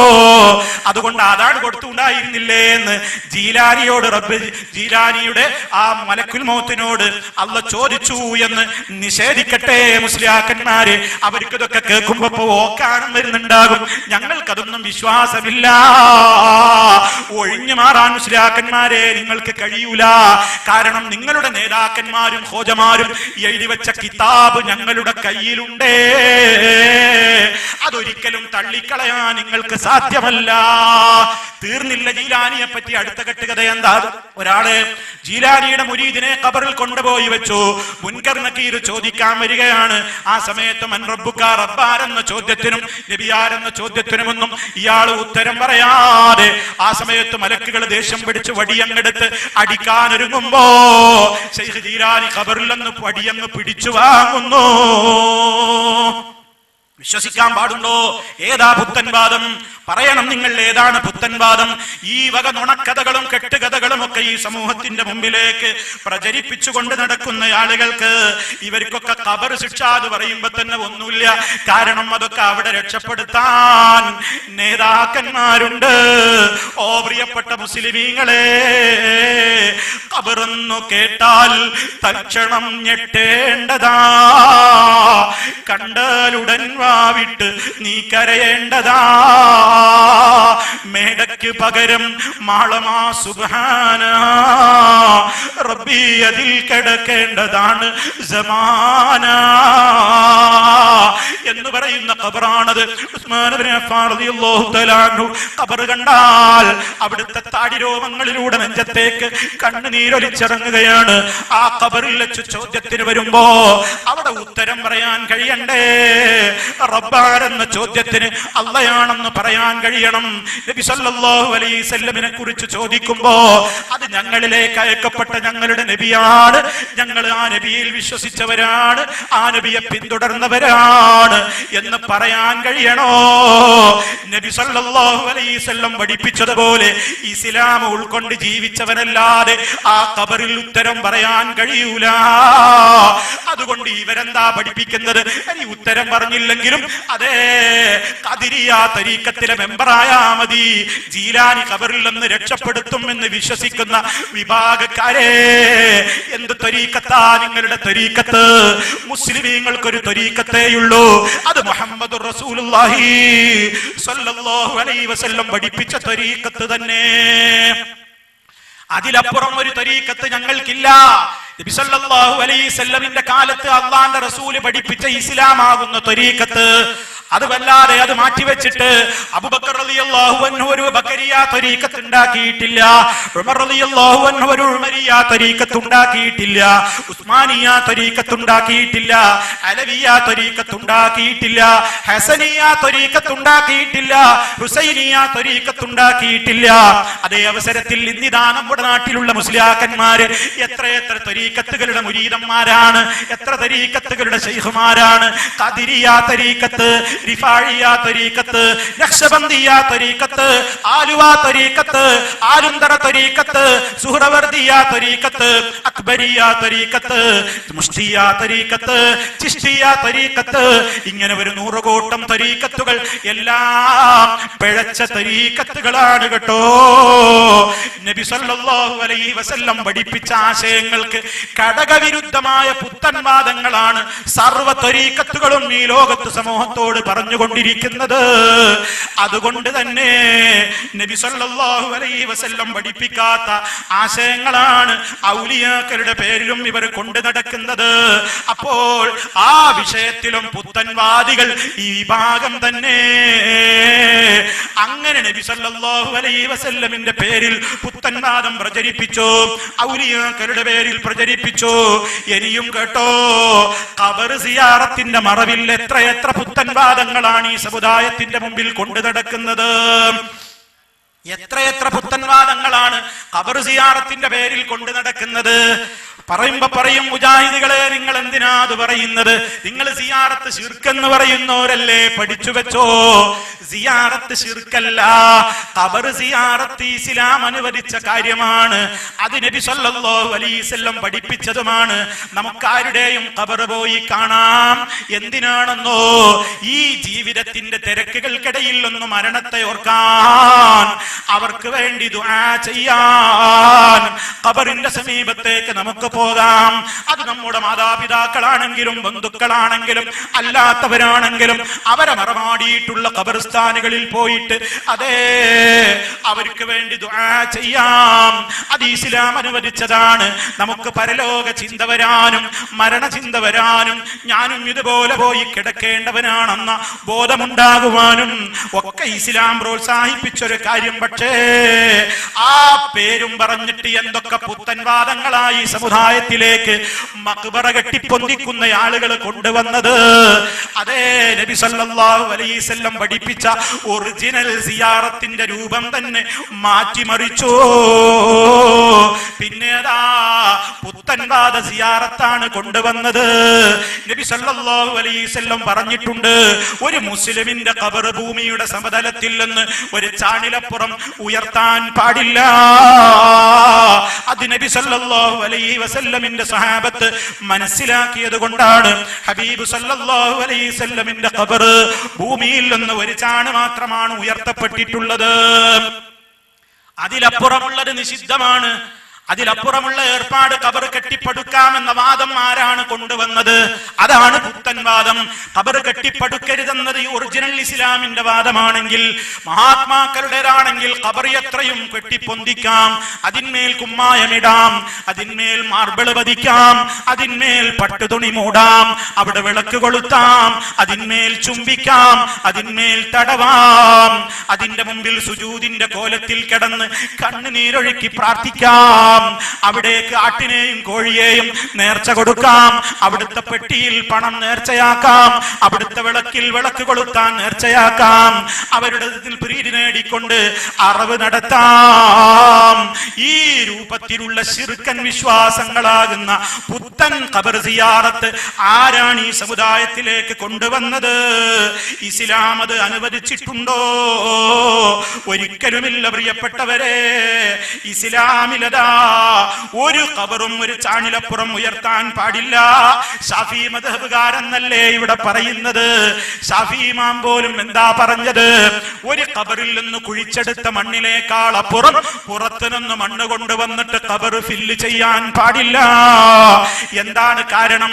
ഖബറിൽ നിന്ന് കുഴിച്ചെടുത്ത മണ്ണ് കൊണ്ട് തന്നെ ഫില്ല് ചെയ്യണം എന്ന് പറയാൻ കാരണം, പുറത്തു നിന്ന് മണ്ണടിച്ചു കൊണ്ടുവന്നിട്ടാൽ അതിന്റെ ഉയരം കൂടി പോകും. അതുകൊണ്ട് ഒരു ചാണ് മാത്രം ഉയരണമെങ്കിൽ ആ ഖബറിൽ നിന്ന് കുഴിച്ചെടുത്ത മണ്ണ് കൊണ്ട് തന്നെ അവിടെ നിരപ്പാക്കി ഒരു ചാണുയർത്തുകയാണ് വേണ്ടതെന്നല്ലേ ശാഫി ഇമാമിന്റെ കിതാബിലുള്ളത്, ഷാഫി മദ്ഹബിന്റെ ഗ്രന്ഥങ്ങളിലുള്ളത്. എന്നിട്ട് എവിടെ നിന്നാണ് ഈ പുത്തൻവാദം വന്നത്? മഹാത്മാക്കളുടേതാണെങ്കിൽ കെട്ടിപ്പടുക്കാമെന്ന് ആര് പറഞ്ഞു? ഒരു ഹദീസ് കാണിക്കൂ.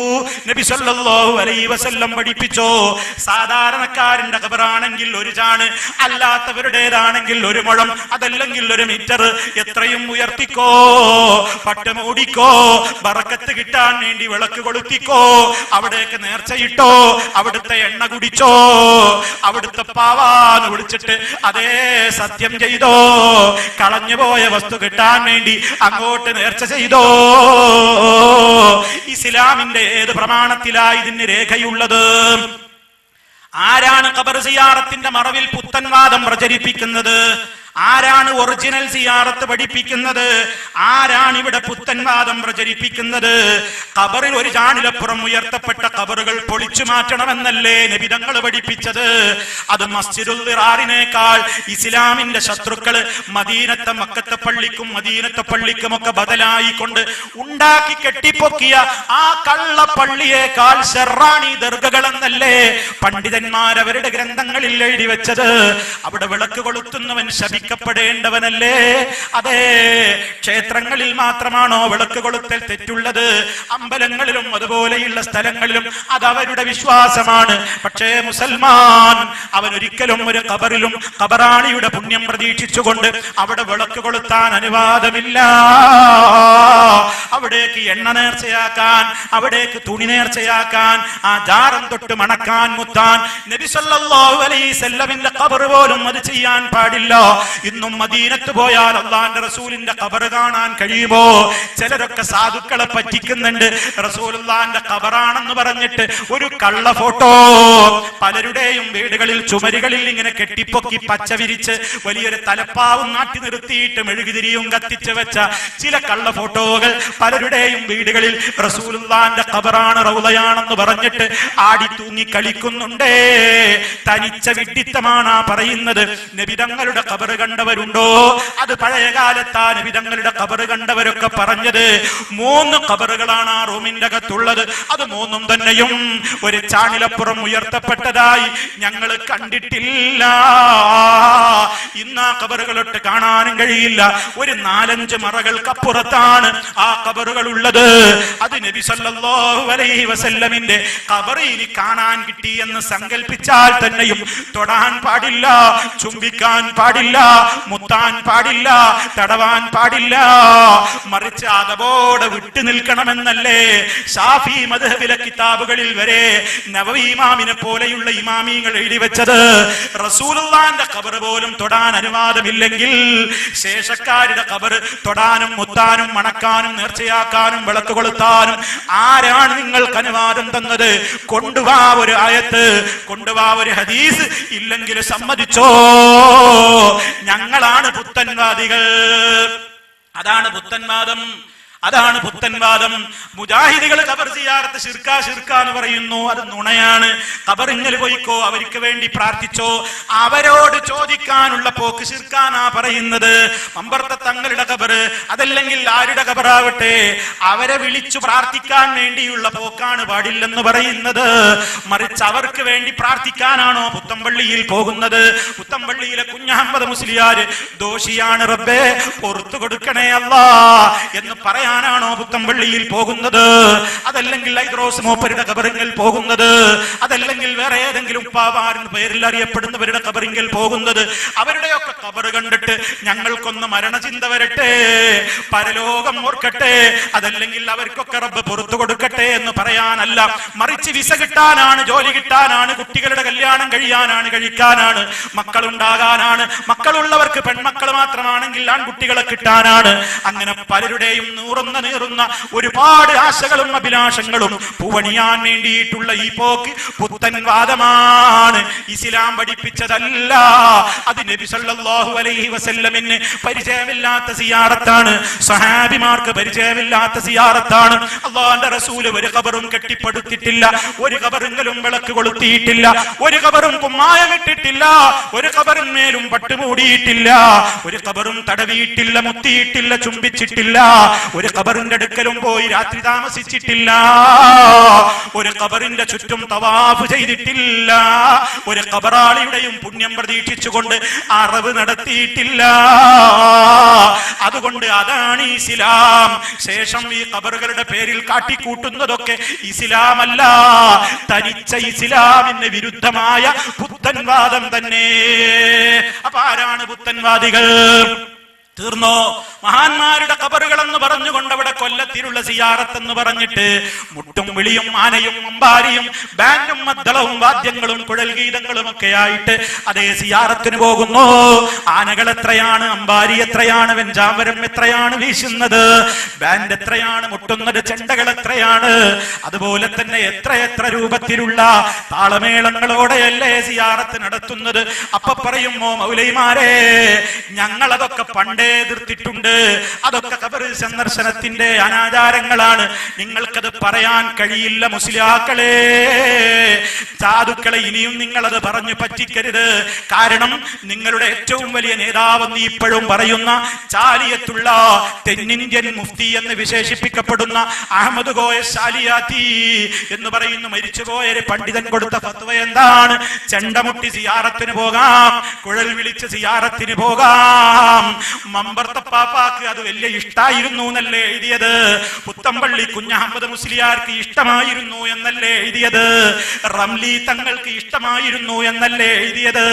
അങ്ങനെ പല ആളുകൾക്കും അത് വലിയ ഇഷ്ടമായിരുന്നു എന്ന് പറയുമ്പോ ഞങ്ങൾ അതൊക്കെ പണ്ടേ എതിർത്തു എന്ന് ഇനിയും നിങ്ങൾ ആവർത്തിക്കുന്നുവെങ്കിൽ നിഷേധിക്കാൻ കഴിയാത്ത തെളിവുകൾ ഞങ്ങളുടെ കൈകളിലുണ്ട്. ഒന്ന് നിഷേധിക്കൂ നിങ്ങൾ, നിങ്ങളുടെ ഫത്വകൾ ഞങ്ങളുടെ കൈകളിലുണ്ട്. സുന്നി വോയിസിൽ നിങ്ങൾ എഴുതിവിട്ടിട്ടുള്ള ശാലിയാത്തിയുടെ ഫത്വകളുണ്ട്. അതുകൊണ്ട് മുട്ടും വിളിയും പാടില്ല എന്ന് ഞങ്ങൾ പണ്ടേ പറഞ്ഞിട്ടുണ്ട്. അത് ചിലരൊക്കെ നിങ്ങളുടെ കൂട്ടത്തിൽ പണ്ട് കാലത്ത് 1950കളിൽ പറയാൻ ധൈര്യം കാണിച്ചിട്ടുണ്ട്. പക്ഷേ ഉടനെ തന്നെ അവരെ കുന്നിക്ക് പിടിച്ച് സമസ്തയിൽ നിന്ന് പുറത്തേക്കെറിയുകയും ചെയ്തിട്ടുണ്ട്. അതാ നിങ്ങൾ മനസ്സിലാക്കേണ്ടത്. അപ്പൊ ഈ വിഷയത്തിൽ മുട്ടും വിളിയും കൊണ്ട് സിയാറത്തിന് പോകുന്ന പുത്തൻവാദം ആരാണ് കൊണ്ടുവന്നത്? അത് മുജാഹിദുകളല്ല, അത് ഈ ഭാഗം മാത്രമാകുന്നു. തീർന്നില്ല. ഇനി കേട്ടോ, ഖബറിങ്കൽ അള്ളാഹു അതാ ഖബറിങ്കൽ രണ്ടാളെ നിയോഗിച്ചിട്ടുണ്ട് പോലും. അടുത്ത പുത്തൻവാദം എന്താണ്? സിയാറത്തിന് ചെല്ലുന്ന മഹാത്മാക്കളുടെ ഖബറ്, മഹാത്മാക്കളുടെ ഖബറ് സിയാറത്തിന് ചെല്ലുന്നയാളുടെ ആവശ്യങ്ങൾ പൂർത്തിയാക്കി കൊടുക്കാൻ അവിടെ തന്നെ അള്ളാഹു ഒരു വിഭാഗം മലക്കുകളെ സജ്ജമാക്കിയിട്ടുണ്ട്. ചിലപ്പോൾ വലിയ സ്വന്തം തന്നെ ഖബറിൽ നിന്ന് പുറപ്പെട്ടു വന്ന് ആവശ്യം വീട്ടി കൊടുക്കാറുമുണ്ട്.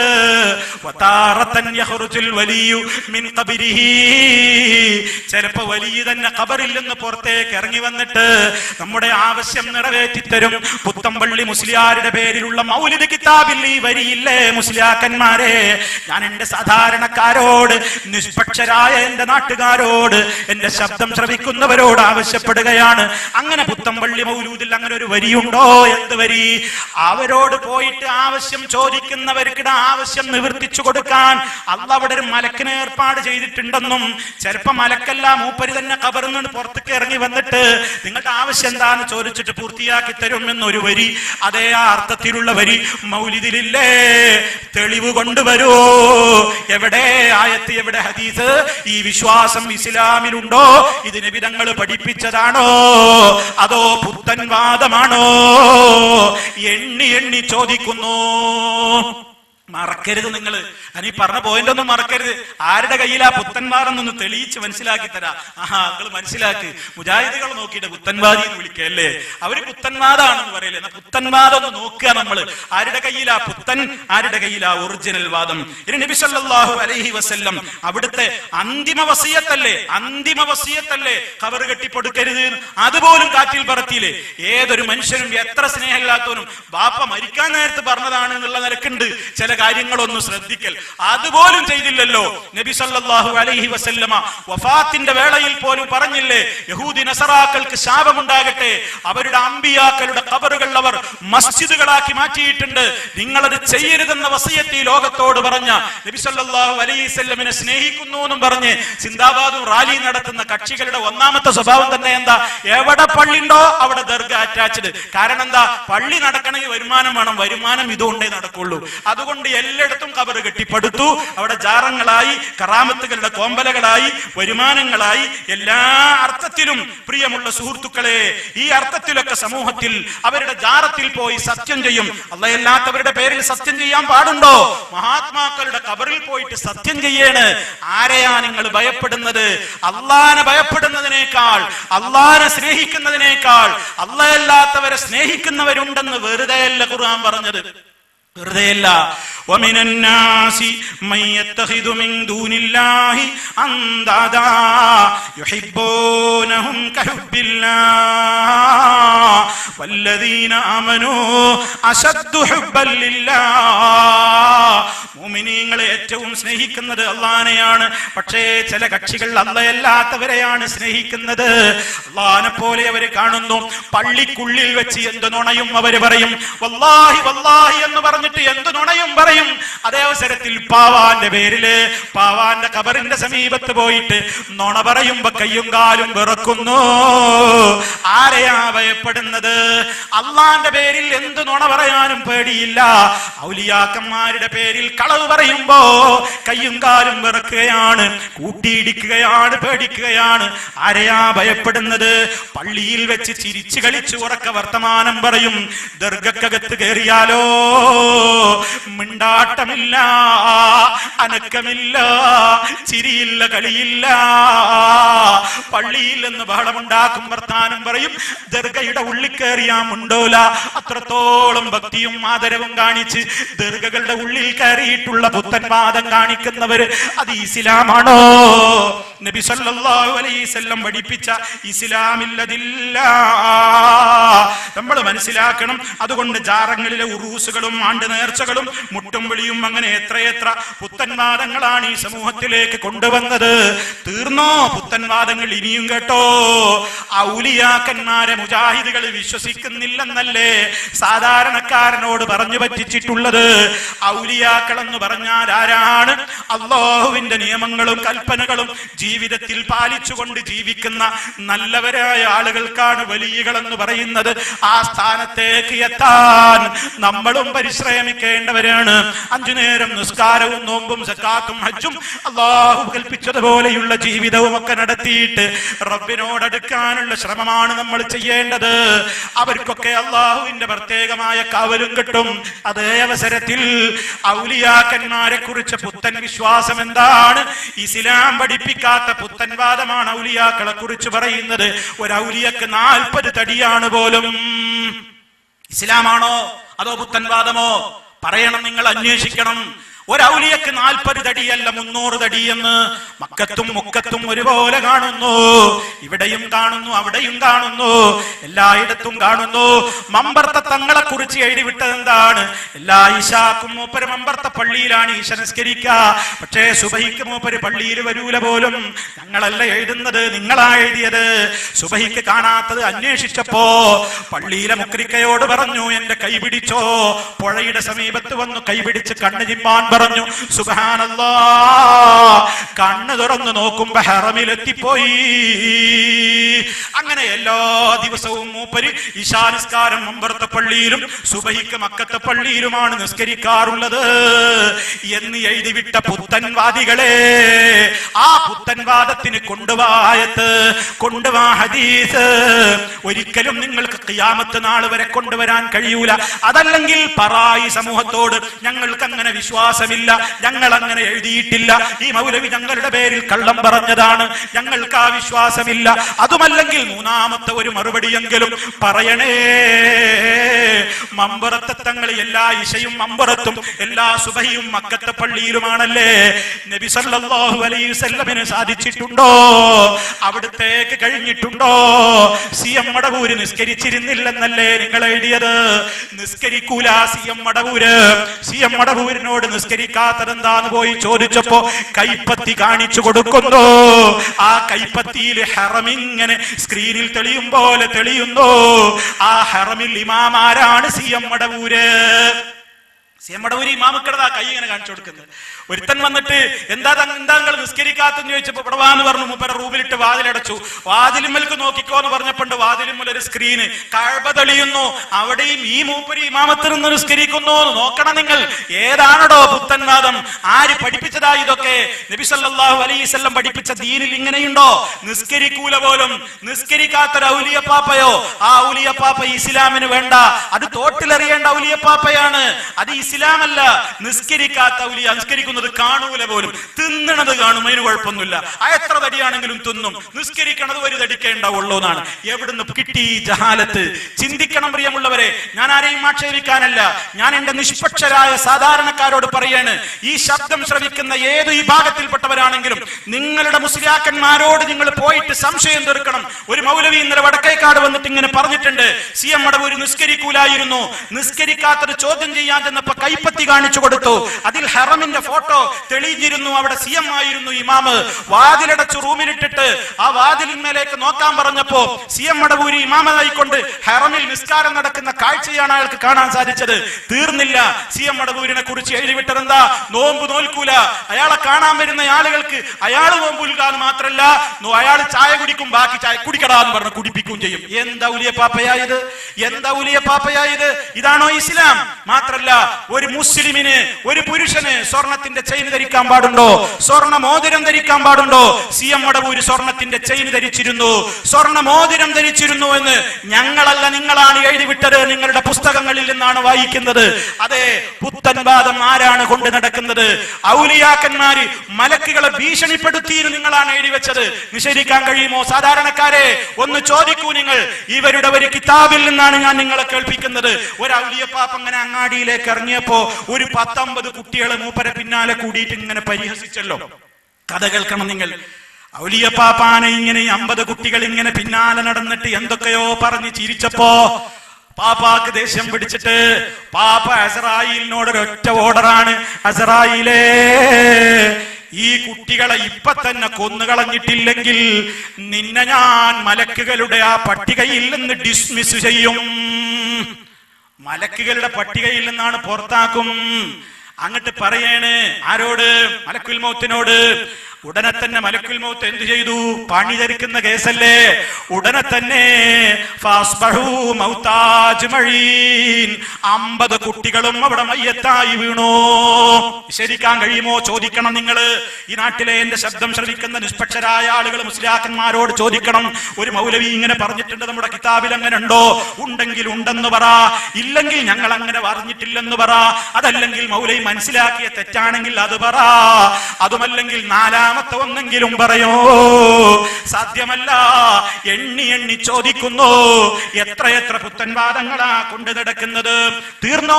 ഔലിയാക്കളുടെ പേരിൽ മാത്രമല്ല, ദിക്റിന്റെ പേരിൽ നിങ്ങൾ പുത്തൻവാദം പറയുന്നില്ലേ? സ്വലാത്തിന്റെ പേരിൽ പുത്തൻവാദം പറയുന്നില്ലേ? ദുആകളുടെ പേരിൽ പുത്തൻവാദം പറയുന്നില്ലേ? ഒറിജിനൽ ദുആ ദിക്റുകളും സ്വലാത്തുകളും ഞങ്ങൾ ചൊല്ലുന്നു. ഞങ്ങളോടാണെങ്കിൽ നിങ്ങൾക്ക് വെറുപ്പമാണ്. ഞങ്ങളോട് നിങ്ങൾ പറയും നിങ്ങൾക്ക് സ്വലാത്തില്ല, നിങ്ങൾക്ക് ദിക്റില്ല, നിങ്ങൾക്ക് ദുആ ഇല്ല. കാരണം എന്തെന്നല്ലേ? ഞങ്ങൾ ഹബീബ് പഠിപ്പിച്ച ദിക്റുകൾ ചൊല്ലുന്നവരാണ്. പ്രിയപ്പെട്ടവരെ, എന്റെ ശബ്ദം ശ്രവിക്കുന്ന മുഴുവൻ ആളുകളോടും ഞാൻ എന്നോടെന്ന പോലെ ഓർമ്മപ്പെടുത്തുകയാണ്. നമുക്കൊരുപാട് ദിക്റുകൾ മനഃപ്പാഠമാക്കാനുണ്ട്. രാവിലെ എഴുന്നേൽക്കുമ്പോ ചൊല്ലാനുള്ള ദിക്റുണ്ട്. അവിടെ മുതൽക്ക് തുടങ്ങിയാണ് ദിക്റുകള്. രാത്രി ഉറങ്ങാൻ കിടക്കുമ്പോ ഉളുവെടുക്കണം എന്ന് നേതാവ് പഠിപ്പിച്ചതാണ്. വലതു ഭാഗത്തേക്ക് ചെരിഞ്ഞു കിടക്കണം എന്ന് പഠിപ്പിച്ചതാണ്. ആയത്തുൽ കുർസി പാരായണം ചെയ്യണം, ആമനർ റസൂല് പാരായണം ചെയ്യണം, സൂറത്തുൽ ഇഖ്ലാസ് ഓതണം, മുഅവ്വദത്തൈനി ഓതണം, കൈകളിൽ ഊതണം, എന്നിട്ട് ഓതണം. എന്നിട്ട് ആ കൈകൾ കൊണ്ട് തലയും ശരീരത്തിലൊക്കെ തടവിയിട്ട് കിടന്നുറങ്ങണം. സുബ്ഹാനല്ലാഹ്, അൽഹംദുലില്ലാഹ്, അല്ലാഹു അക്ബർ ആദ്യത്തെ 2 എണ്ണവും 33 വട്ടവും അല്ലാഹു അക്ബർ 34 തവണയും പറയാതെ ഉറങ്ങല്ലേ. അത് മക്കളെ പഠിപ്പിച്ചോ, ഉമ്മമാര് ചെയ്തോ, എല്ലാവരും ചെയ്തോ. നബി സല്ലല്ലാഹു അലൈഹി വസല്ലമ അലി റളിയല്ലാഹു തആല അൻഹും ഫാത്തിമ ബീവിയും അഥവാ മകളും പുതിയാപ്പിളയും കിടക്കുന്ന റൂമിലേക്ക് അവരുടെ അനുവാദത്തോടെ കയറി ചെന്നിട്ട് രണ്ടാളുടെയും സമീപത്ത് സ്നേഹത്തോടെ ഇരുന്നു കൊണ്ട് പഠിപ്പിച്ചു കൊടുത്ത ദിക്റാണ്. ഉറങ്ങുന്നതിന്റെ മുമ്പ് സുബ്ഹാനല്ലാഹ് ചൊല്ലാതെ ഉറങ്ങല്ലേ. 33 തവണ സുബ്ഹാനല്ലാഹ്, 33 തവണ അൽഹംദുലില്ലാഹ്, 34 തവണ അല്ലാഹു അക്ബർ. അത് നിങ്ങൾക്ക് നല്ല പവർ കിട്ടാൻ നല്ലതാണ്, ശക്തി കിട്ടാൻ നല്ലതാണ്. വീട്ടിലെ പണിയെടുത്തിട്ട് വിഷമിച്ചു പോയി ഉപ്പാ, അതേ ആസുകല്ല് തിരിച്ചിട്ടും വീട്ടുവേല ചെയ്തിട്ടും കൈകളിലൊക്കെ തഴമ്പ് വന്നു പോയി ഉപ്പാ, ഒരു പരിചാരകനെ ഞങ്ങളുടെ വീട്ടിലേക്ക് തരണം, ഒരു വേലക്കാരനെ തരണേ എന്ന് നബി തങ്ങളോട് പോയി ആവശ്യപ്പെട്ടപ്പോ അള്ളാന്റെ റസൂല് സ്ഥലത്തില്ലായിരുന്നു. വിവരം അറിഞ്ഞപ്പോ അള്ളാന്റെ റസൂല് വന്നിട്ട് പഠിപ്പിച്ചു കൊടുത്ത ദിക്റാണിത്. ഇത് ചൊല്ലിക്കോ, വേലക്കാരെ ആവശ്യം വരില്ല, റബ്ബ് പവർ തരും, റബ്ബ് ശക്തി തരും. ഞാൻ എന്റെ പ്രിയപ്പെട്ട ശബ്ദം ശ്രമിക്കുന്ന ഉമ്മമാരോട് പറയട്ടെ, ഈ ദിക്റുകൾ നിങ്ങൾക്ക് പവറാണ്. ഉപ്പമാരെ, അലി റളിയല്ലാഹു തആല അൻഹുവും ഫാത്തിമ ബീവിയും ആ ദിക്ർ അല്ലാഹുവിന്റെ റസൂലിൽ നിന്ന് കേട്ടതിന്റെ ശേഷം പിന്നെ മരണം വരെ ആ ദിക്ർ ചൊല്ലാതെ ഉറങ്ങിയിട്ടില്ല. നബി സല്ലല്ലാഹു അലൈഹി വസല്ലമ എല്ലാ രാത്രിയിലും ഉറങ്ങാൻ കിടക്കുന്ന വേളയിൽ അവിടുത്തെ രണ്ട് കൈകളും കൂട്ടിപ്പിടിക്കുന്നു. അതിൽ ഖുൽ ഹുവല്ലാഹു ഓതുന്നു, ഖുൽ അഊദു ബിറബ്ബിൽ ഫലഖ് ഓതുന്നു, ഖുൽ അഊദു ബിറബ്ബിൻ നാസ് ഓതുന്നു. ആ കൈകളിൽ ഊതിയിട്ട് 3 സൂറത്തും ഓതുന്നു. അങ്ങനെ ആ കൈകൾ കൊണ്ട് തലയും മുഖവും ശരീരത്തിന്റെ എല്ലാ ഭാഗങ്ങളിലും തടവുന്നു. അത് 3 തവണ ആവർത്തിക്കുന്നു. അത് ചെയ്യാത്തൊരു രാത്രി കഴിഞ്ഞു പോയിട്ടില്ല. നമ്മുടെ നേതാവായ നബി സല്ലല്ലാഹു അലൈഹി വസല്ലമിന് അത് ചൊല്ലാനുള്ള ആഫിയത്തില്ലാതെ രോഗിയായി കിടന്ന വേളയിലും ഒഴിവാക്കിയിട്ടില്ല. നമ്മുടെ ഉമ്മയെ കൊണ്ടാണ് ചൊല്ലിപ്പിക്കുന്നത്. ആയിഷ റളിയല്ലാഹു അൻഹയാണ് ഓതിക്കൊടുക്കുന്നത്. എന്നിട്ട് തടവിയത് റസൂലുള്ളാഹിന്റെ കൈകൾ കൊണ്ടാണ്. കാരണം നബി തങ്ങളുടെ കൈയിന്റെ ബറക്കത്ത് ആയിഷ ഉമ്മ ബീവിയുടെ കൈകൾക്കില്ല. അങ്ങനെ ഒരു ദിവസം പോലും മുടങ്ങാതെയാണ് അവരൊക്കെ ഉറങ്ങിയിരുന്നതെങ്കിൽ നമുക്ക് ആ ദിക്റുകളുണ്ടോ? നമുക്കത് പരിചയമുണ്ടോ? സിനിമാ പാട്ടുകളും മ്യൂസിക്കുകളും ചെവിയിലേക്ക് തിരികിയിട്ട് വേണ്ടാത്ത സംഗീതം കേട്ടുകൊണ്ട് കിടന്നുറങ്ങുന്ന പ്രിയപ്പെട്ടവരെ, ദിക്റിന്റെ ലോകത്തേക്ക് മടങ്ങി വന്നോ? ഹറാമിൽ നിന്ന് വിട്ടുനിന്നോ? അതുകൊണ്ട് ഇസ്ലാം പഠിപ്പിച്ച ദിക്റുകൾ തന്നെ നമുക്ക് ധാരാളമുണ്ട്. അതൊക്കെ മാറ്റിവെച്ചു ഈ കക്ഷികൾ. എന്നിട്ട് ഇവര് കുറെ പൊട്ടൻ ദിക്റുകൾ ഉണ്ടാക്കി. ലാ മൗജൂദ ഇല്ലല്ലാ, ലാ കണ്ണ ഇല്ലല്ലാ, ലാ മൂക്ക ഇല്ലല്ലാ, ലാ പല്ല ഇല്ലല്ലാ എന്നൊക്കെ ദിക്റുകള്. അതേ അമ്പംകുന്നിലെ വീരാനൗലിയപ്പാപ്പ കേട്ടിട്ടുണ്ടോ? അതേ പാലക്കാട് ജില്ലയിലെ മണ്ണാർക്കാട്ടിന്റെ അടുത്തൊരു അമ്പംകുന്നുണ്ട്. അമ്പംകുന്നിലൊരു ഔലിയപ്പാപ്പയുണ്ട്, വീരാനൗലിയപ്പാപ്പ. വീരാനൗലിയപ്പാപ്പയുടെ പേരിൽ എഴുതിയിട്ടുള്ള പുസ്തകം ഈ തൃശൂർ ജില്ലയിൽ നിന്ന് പ്രസിദ്ധീകരിച്ച പുസ്തകമാണ്. ആ പുസ്തകത്തിൽ നിങ്ങൾക്ക് കാണാം ഔലിയപ്പാപ്പാന്റെ ദിക്ർ എന്താണ്? ലാ ഇലാഹ ഇല്ലല്ലാഹ്, ലാ കണ്ണ ഇല്ലല്ലാഹ്, ലാ മൂക്ക ഇല്ലല്ലാഹ്, ലാ പള്ള ഇല്ലല്ലാഹ്. എന്ത് കോമാളി ദിക്റുകളാണ്! എത്ര പുത്തൻ ദിക്റുകളാ നിങ്ങൾ കൊണ്ടുവന്നത്! നബി തങ്ങളുടെ പേരിൽ സ്വലാത്താണെന്ന് പറഞ്ഞിട്ട് അല്ലാഹുവിന്റെ റസൂലിനെ വിളിച്ച് തേടുന്ന സ്വലാത്തുകൾ. യാ റസൂലല്ലാഹ് ഖുദ് ബിയദി അദ്രികിനി യാ റസൂലല്ലാഹ്, എന്റെ കൈ പിടിക്കൂ നബിയേ, എന്നെ രക്ഷിക്കൂ നബിയേ എന്ന് പറഞ്ഞിട്ട് ചൊല്ലുന്ന സ്വലാത്ത് ഇസ്ലാം പഠിപ്പിച്ച സ്വലാത്തല്ല. അതുകൊണ്ട് ശരിയായ സ്വലാത്ത് ചൊല്ലിക്കോ. 1-ന് 10 പുണ്യം ഓഫർ ചെയ്യപ്പെട്ട സ്വലാത്താണ്. അത് എപ്പോഴും ചൊല്ലിക്കോ. അതേ അവസരത്തിൽ അഡ്രസ് ഇല്ലാത്ത നാരിയ സ്വലാത്ത് വേണ്ട, കമാലിയ വേണ്ട, കെഞ്ചുല്ലർസ് വേണ്ട. മറ്റുള്ള ആ രൂപത്തിലുള്ള പലരും കൈകൾ കൊണ്ട് എഴുതിയുണ്ടാക്കിയിട്ടുണ്ട്. എന്നിട്ട് അതിന്റെയൊക്കെ പോരിശ പറഞ്ഞിട്ടുണ്ട്. അതൊക്കെ തനിച്ച യഹൂദികളുടെ ഏർപ്പാടാണ്. യഹൂദിക്കൊരു പരിപാടി ഉണ്ടായിരുന്നു. സ്വന്തം കൈകൾ കൊണ്ട് കിതാബ് ഉണ്ടാക്കിയിട്ട് ഇതൊക്കെ അള്ളാഹ് ഇറക്കിയതാണെന്ന രൂപത്തിൽ പോരിശയും പറഞ്ഞ് നടന്നിരുന്ന യഹൂദികളെ പോലെ ആയി തീരാതെ നേതാവായ നബി സല്ലല്ലാഹു അലൈഹി വസല്ലമ പഠിപ്പിച്ചിരുന്ന ദിക്റുകൾ ചൊല്ലിക്കോ, ദുആകൾ ചൊല്ലിക്കോ. അവിടുന്ന് പഠിപ്പിച്ച ആശയത്തിന് വിരുദ്ധമല്ലാത്ത സ്വലാത്ത് ചൊല്ലിക്കോ. നിസ്കാര ശേഷവും നമുക്ക് ദിക്റുകളുണ്ട്. അപ്പോഴും പറയുന്നുണ്ടോ മുജാഹിദ് നിസ്കാരത്തിന്റെ ശേഷം ദിക്റില്ല? നിസ്കാര ശേഷവും ദിക്റുണ്ട്. സുബ്ഹാനല്ലാഹ് 33, അൽഹംദുലില്ലാഹ് 33, അല്ലാഹു അക്ബർ 33, 100 തികക്കാൻ ലാ ഇലാഹ ഇല്ലല്ലാഹ് വഹ്ദഹു ലാ ശരീക ലഹു ലഹുൽ മുൽക്കു വലഹുൽ ഹംദ് വഹുവ അലാ കുല്ലി ഷൈഇൻ ഖദീർ. എനിക്ക് വിവരിക്കാൻ നേരമില്ല. ധാരാളം ദിക്റുകളുണ്ട്. ഒന്നും മുടക്കരുതേ എന്ന് ഞാൻ ഓർമ്മപ്പെടുത്തുകയാണ്. അല്ലാഹുവിന്റെ റസൂലിലൂടെ പഠിപ്പിച്ചിട്ടുള്ള 100 കണക്കിന് ദിക്റുകളുണ്ട്. അതിന്റെയൊക്കെ അർത്ഥം പഠിച്ചുകൊണ്ട് ചൊല്ലണം, ആശയം അറിഞ്ഞുകൊണ്ട് ചൊല്ലണം. ചൊല്ലണം. അതല്ലാത്ത ഇസ്ലാം പഠിപ്പിക്കാത്ത പുത്തൻ ദിക്റുകളോട് വിട പറയണം. പുത്തൻ സലാത്തുകൾ വേണ്ട. ഹബീബ് പഠിപ്പിച്ച അതിന്റെ ആശയത്തിന് വിരുദ്ധമല്ലാത്ത സലാത്തുകളല്ലാത്ത ഒരൊറ്റ സലാത്തിന്റെയും പിന്നാലെ പോകണ്ട. അതുകൊണ്ട് തന്നെ ശരിക്കും ആലോചിച്ചോ. റാത്തീബ് ചൊല്ലുന്നവര് ആരുടെയൊക്കെ പേരിൽ ആ റാത്തീബ്, റിഫായിയുടെ പേരിൽ ചില റാത്തീബ്, അതുപോലെയുള്ള പലരുടെയും പേരിൽ റാത്തീബ്, ജലാലിയ റാത്തീബ്, പൂക്കോയോന്റെ റാത്തീബ്, അതേ ലാല അല്ല അല്ല ഇല്ല ഇല്ല ആഹ് ആഹ് എന്നൊക്കെ ചില ഒച്ചയുണ്ടാക്കിയിട്ടുള്ള പൊട്ടൻ ദിക്റില്ലേ, അതൊക്കെ പുത്തൻ വാദമാണ് കൂട്ടരെ. നബി സല്ലല്ലാഹു അലൈഹി വസല്ലം പഠിപ്പിച്ച ദിക്റുകളിലേക്ക് മടങ്ങിക്കോ. അതല്ലാതെ യാതൊരു തലക്കും നിവൃത്തിയില്ല. രോഗം മാറാൻ വേണ്ടി ഏലസ് കെട്ടല് പുത്തൻ വാദമാണ്, ഹോമം കഴിക്കല് പുത്തൻ വാദമാണ്, മുട്ടറുക്കൽ പുത്തൻ വാദമാണ്, തകിട് കെട്ടിത്തൂക്കൽ പുത്തൻ വാദമാണ്, തകിട് കുഴിച്ചിടലും ആ രൂപത്തിലുള്ള ക്രിയകളുമൊക്കെ പുതിയ വാദമാണ്. രോഗം വന്നാൽ ചികിത്സിച്ചോ. ചികിത്സയോടൊപ്പം നീ അള്ളാന്റെ റസൂല് പഠിപ്പിച്ച മന്ത്രങ്ങൾ കൊണ്ട് മന്ത്രിച്ചോ. വേദന വരുമ്പോ, സ്വന്തം ശരീരത്തിൽ വേദന വന്നാൽ നബി സല്ലല്ലാഹു അലൈഹി വസല്ലം പഠിപ്പിച്ചിട്ടുണ്ട്, വേദനയുള്ള ഭാഗത്ത് കൈവച്ചിട്ട് ബിസ്മില്ലാ 3 തവണ നീ പറഞ്ഞോ. ശേഷം അഊദു ബില്ലാഹി വ ഖുദ്റതിഹി മിൻ ശർരി മാ ജിദു വ ഉഹാദിറു എന്ന് 7 തവണയും പറഞ്ഞോ. ഇസ്ലാമിന്റെ പ്രവാചകൻ പഠിപ്പിച്ച ഒറിജിനൽ ദിക്ർ അതാണ്. രോഗിയെ കാണാൻ പോകുമ്പോ അല്ലാഹുമ്മ റബ്ബന്നാസ് അദ്ഹിബിൽ ബഅസ ഇശ്ഫി അൻത ശാഫി ലാ ശിഫാ ഇല്ലാ ശിഫാഉക എന്ന് ചൊല്ലിക്കോ. രോഗമുള്ള മനുഷ്യന് വേണ്ടി നീ അസ്അലുല്ലാഹൽ അദീം റബ്ബൽ അർശിൽ അദീം അൻ യശ്ഫിയക എന്ന് 7 തവണ അയാൾക്ക് വേണ്ടി പ്രാർത്ഥിച്ചോ. ഇങ്ങനെ എത്ര ഇസ്ലാമിലുള്ള ദിക്റുകളുണ്ട്, പറഞ്ഞാൽ തീരുമോ?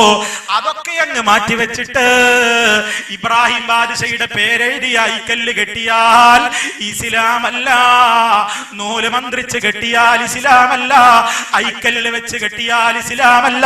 അത് അരയിലും കഴുത്തിലും കാതിലും കാൽത്തുടയിലും അതേ വളയുടെ രൂപത്തിലാണെങ്കിലും ലോഹമാണെങ്കിലും ചരടാണെങ്കിലും നാരാണെങ്കിലും എന്ത് തന്നെയാണെങ്കിലും അങ്ങനെ കെട്ടിബന്ധിക്കുന്ന പരിപാടി ഇസ്ലാമിലില്ല. അത് പുത്തൻവാദമാണ്. അതുകൊണ്ട് പഴയ വാദത്തിലേക്ക് മടങ്ങിക്കോ. പ്രമാണങ്ങളിൽ നിന്ന് ദീന് പഠിച്ചോ. ജനങ്ങൾക്ക് ദീന് പഠിപ്പിക്കാനാ ഞങ്ങളുടെ പള്ളികളിൽ ഈ വടക്കേക്കാട് പള്ളിയും ഒരു മാന്യനായ സഹോദരൻ എടുത്തുകൊടുത്ത അല്ലാഹു അദ്ദേഹത്തിന് അത് സ്വീകരിക്കുമാറാകട്ടെ, വലിയ പ്രതിഫലം അദ്ദേഹത്തിന് നൽകുമാറാകട്ടെ. ഈ രാജ്യത്തുള്ള ആളുകൾക്ക് ഉപകാരപ്രദമായ നിലക്ക് ഈ വടക്കേക്കാട് ഒരു പള്ളിയില്ലേ, നിങ്ങൾ പറയുന്ന പുത്തൻവാദികളുടെ പള്ളിയാണെന്ന്. എന്താ കാരണം? അവിടുത്തെ ജുമാ ഖുത്ബ ജനങ്ങൾക്ക് മനസ്സിലാകുന്നുവല്ലേ? ജുമാ ഖുത്ബ ജനങ്ങൾക്ക് മനസ്സിലാകൽ പുത്തൻവാദമാണോ, അതോ ജനങ്ങൾക്ക് മനസ്സിലാകാത്ത ഭാഷയിൽ തന്നെ വേണമെന്ന് ശഠിക്കലാണോ പുത്തൻവാദം? നബി സല്ലല്ലാഹു അലൈഹി വസല്ലമിന്റെ കാലത്ത് അവിടുന്ന് നടത്തിയ ഏതെങ്കിലും ഒരു ഖുത്ബ ശ്രോതാക്കൾക്ക് മനസ്സിലാകാത്തതുണ്ടോ? ഭാഷയല്ല നമ്മുടെ പ്രശ്നം. അറബിയിലായാലും ഇംഗ്ലീഷിലായാലും ഉറുദുവിലായാലും ഏത് ഭാഷയിലായാലും ജനങ്ങൾക്ക് മനസ്സിലാകണമെന്നാ പറയുന്നത്. നിങ്ങൾ പലപ്പോഴും പുറത്തൊന്നും പോകാൻ കഴിഞ്ഞിട്ടില്ലാത്ത സാധുക്കളെ പറ്റിക്കാറുണ്ട്. കേരളത്തിലെ ഒരു 4 പള്ളികളിലെ അറബിയല്ലാത്ത ഭാഷയിൽ ഖുത്ബയുള്ളൂ എന്ന് ഷാഫി മദ്ഹബുകാരാണെന്ന് അവകാശപ്പെടുന്ന മലേഷ്യയിലേക്കൊന്ന് യാത്ര പോകൂ. മലേഷ്യക്കാരില്ലേ ഇവിടെ? മലേഷ്യയിൽ ബന്ധുക്കളുള്ളവരില്ലേ ഇവിടെ? അവിടുത്തെ സർവ്വ പള്ളികളിലും ഖുത്ബ അറബിയിലല്ല, മലായി ഭാഷയിലാണ്. മുജാഹിദീങ്ങളുടെ രാജ്യമൊന്നുമല്ല. നിങ്ങൾ പറയുന്ന മുസ്ലിയാക്കന്മാരെ ഉദ്ദേശിച്ചാൽ നിങ്ങൾ എന്ന് പറയണേ, നിങ്ങൾ പിരിവിന് പോകുന്ന നിങ്ങൾ പറയുന്ന ഷാഫി മദ്ഹബുകാരുടെ നാടാണ്. അവിടെയുള്ള എല്ലാ പള്ളിയിലും മലായി ഭാഷയിലാണ് ഖുതുബ. തെൽക്കീൻ ചൊല്ലിക്കൊടുക്കവരെ ആ വിദേഹത്തും, അതും വിദേഹത്താണ്. മരിച്ചാൽ ഇങ്ങനെ ഒരാളെ മറമാടിയിട്ട് തലക്കും ഭാഗത്ത് നിന്നിട്ട് അതിന്റെ അടുത്തിപ്പം മലക്ക് വരും, ഇപ്പൊ ചോദ്യം ചോദിക്കും, ഉത്തരം പറഞ്ഞോ എന്ന് പറഞ്ഞിട്ട് ആ ഔട്ടാക്കണ പരിപാടി ഉണ്ടല്ലോ, അത് പുത്തൻവാദാണ്. പക്ഷെ അതും അവിടെ ചെയ്യുന്നത് നിങ്ങൾ ചെയ്യുന്നതിനേക്കാൾ വ്യത്യാസമുണ്ട്. നിങ്ങൾ അവിടെയും ആ ആളോട് അറബിയിലാ പറഞ്ഞു കൊടുക്കുന്നത്, ഏതിന്റെ അടുക്കൽ ഇപ്പൊ മുൻകർ വരും നക്കീർ വരും ചോദിച്ചാൽ അങ്ങനെ ഉത്തരം പറഞ്ഞോ? മലായിക്കാര് മലായി ഭാഷയിലാ പറഞ്ഞു കൊടുക്കുക, മലായിക്കാര് മലായി ഭാഷയിലാ പറഞ്ഞു കൊടുക്കുക. അവിടുത്തെ പള്ളികളിലൊക്കെ പോയി നോക്ക്, ഒരു മറ കാണാ. നിങ്ങൾ മുജാഹിദിന്റെ പള്ളിയിൽ കയറിയാ പറയുന്നില്ലേ ഫാമിലി പാർട്ടാണ്, ഫാമിലി ബോക്സ് ആണ് പരിഹസിക്കുന്നില്ലേ? മലായി പള്ളികളിലൊക്കെ കയറി നോക്ക്, മലേഷ്യയിലെ പള്ളികളിലൊക്കെ കാണാം സ്ത്രീകൾക്ക് നിസ്കരിക്കാനുള്ള മറ. അപ്പോ കേരളത്തിലെ മാത്രം കുറച്ച് ആൾക്കാരുടെ പരിപാടിയല്ല ഇത് നബി സല്ലല്ലാഹു അലൈഹി വസല്ലം അവിടുന്ന് നടത്തിയ ഖുതുബയൊക്കെ അവിടെ പള്ളിയിൽ കൂടി അവർക്ക് മനസ്സിലായിരുന്നു. അതാണ് പ്രശ്നം. നബി സല്ലല്ലാഹു അലൈഹി വസല്ലമിന്റെ പള്ളിയിൽ അന്ന് തൊട്ട് ഇന്ന് വരെ പെണ്ണുങ്ങൾ ജുമാഅക്കുമുണ്ട്, ജമാഅത്തിനുമുണ്ട്. അതൊന്നും ഹറാമല്ല. ഹറാമാണെന്ന വാദമാണ് പുത്തൻ വാദം, അനുവദനീയമെന്ന വാദമാണ് പഴയ വാദം. ഒന്ന് മനസ്സിലാക്കി വെക്ക്. ഇതുപോലെ എത്രയെത്ര പ്രശ്നങ്ങൾ. അതുകൊണ്ട് പഠിക്ക്. വെള്ളിയാഴ്ച ജുമാഅക്ക് പോയാൽ ഖതീബ് ആവശ്യമായ ഉത്ബോധനങ്ങൾ നടത്തും. ആണിനും പോകാം പെണ്ണിനും പോകാം. പക്ഷേ പെണ്ണിന് നിർബന്ധമില്ല, ആണുങ്ങൾക്ക് നിർബന്ധമാണ്. അവര് പോണം, കേൾക്കണം. എന്നിട്ട് ഒരാഴ്ചയിലുള്ള ഉത്ബോധനം കേൾക്കുക, പഠിക്കുക, മനസ്സിലാക്കുക. എത്ര ഇൽമു നേടാൻ കഴിയും? അതൊക്കെ ഹറാമാക്കുന്നതല്ലേ പുത്തൻ വാദം പ്രിയമുള്ളവരെ. അതുകൊണ്ട് എല്ലാവർക്കും ഇൽമു കിട്ടണം, നമ്മുടെ മക്കൾക്ക് കിട്ടണം. അതുകൊണ്ടാണ് മക്കൾക്ക് വേണ്ടി CRE സംവിധാനം ഇവിടെയുള്ളത്. പ്രോഫ്കോൺ എന്ന് പറയുന്ന വലിയ സംരംഭം 20ാമത്തെ പ്രോഫ്കോൺ ഇൻഷാ അല്ലാഹ് പ്രൊഫഷണൽ വിദ്യാർത്ഥികൾക്ക് വേണ്ടി മെഡിക്കൽ കോളേജുകളിലെ, എഞ്ചിനീയറിംഗ് കോളേജുകളിലെ, പാരാമെഡിക്കൽ കോളേജുകളിലെ അത്തരത്തിലുള്ള പ്രൊഫഷണൽ വിദ്യാർത്ഥികൾക്ക് വേണ്ടി ഈ കാലഘട്ടത്തിൽ ഏറ്റവും ആവശ്യമായ നിലക്കുള്ള ഉത്ബോധനങ്ങൾ പകർന്നു കൊടുക്കുന്ന പ്രോഫ്കോൺ എന്ന് പറയുന്ന പ്രൊഫഷണൽ കോൺഫറൻസ് ഇൻഷാ അല്ലാഹ് വരുന്ന മാർച്ച് മാസം 2-3 ദിവസങ്ങളിലായിക്കൊണ്ട് അതേ എറണാകുളത്ത് വെച്ച് നടക്കാൻ പോവുകയാണ്. നമ്മൾ മനസ്സിലാക്കണം എല്ലാ രംഗത്തും. അതുപോലെ വിശുദ്ധ ഖുർആനിനെ സംബന്ധിച്ച് അന്താരാഷ്ട്ര തലത്തിൽ അതിന്റെ സന്ദേശം എത്തിക്കുമാറുള്ള സമ്മേളനമാണ് വരുന്ന ഫെബ്രുവരിയിൽ 13-14 കോഴിക്കോട് വെച്ച് നടക്കാൻ പോകുന്നത്. എല്ലാ അർത്ഥത്തിലും നമ്മൾ പ്രമാണങ്ങളിലേക്ക് മടങ്ങണം. എന്തിന് പ്രിയപ്പെട്ടവരെ? പരലോകത്ത് വെച്ച് കൈകടിക്കാതിരിക്കാൻ. പരലോകത്ത് വെച്ച് പറയുന്ന ഒരു വർത്തമാനമുണ്ട്. യൗമ തുഖല്ലബു വജൂഹുഹും ഫിന്നാർ യഖൂലൂന യാ ലൈതനാ അത്അന അല്ലാഹ വഅത്അന റസൂലാ.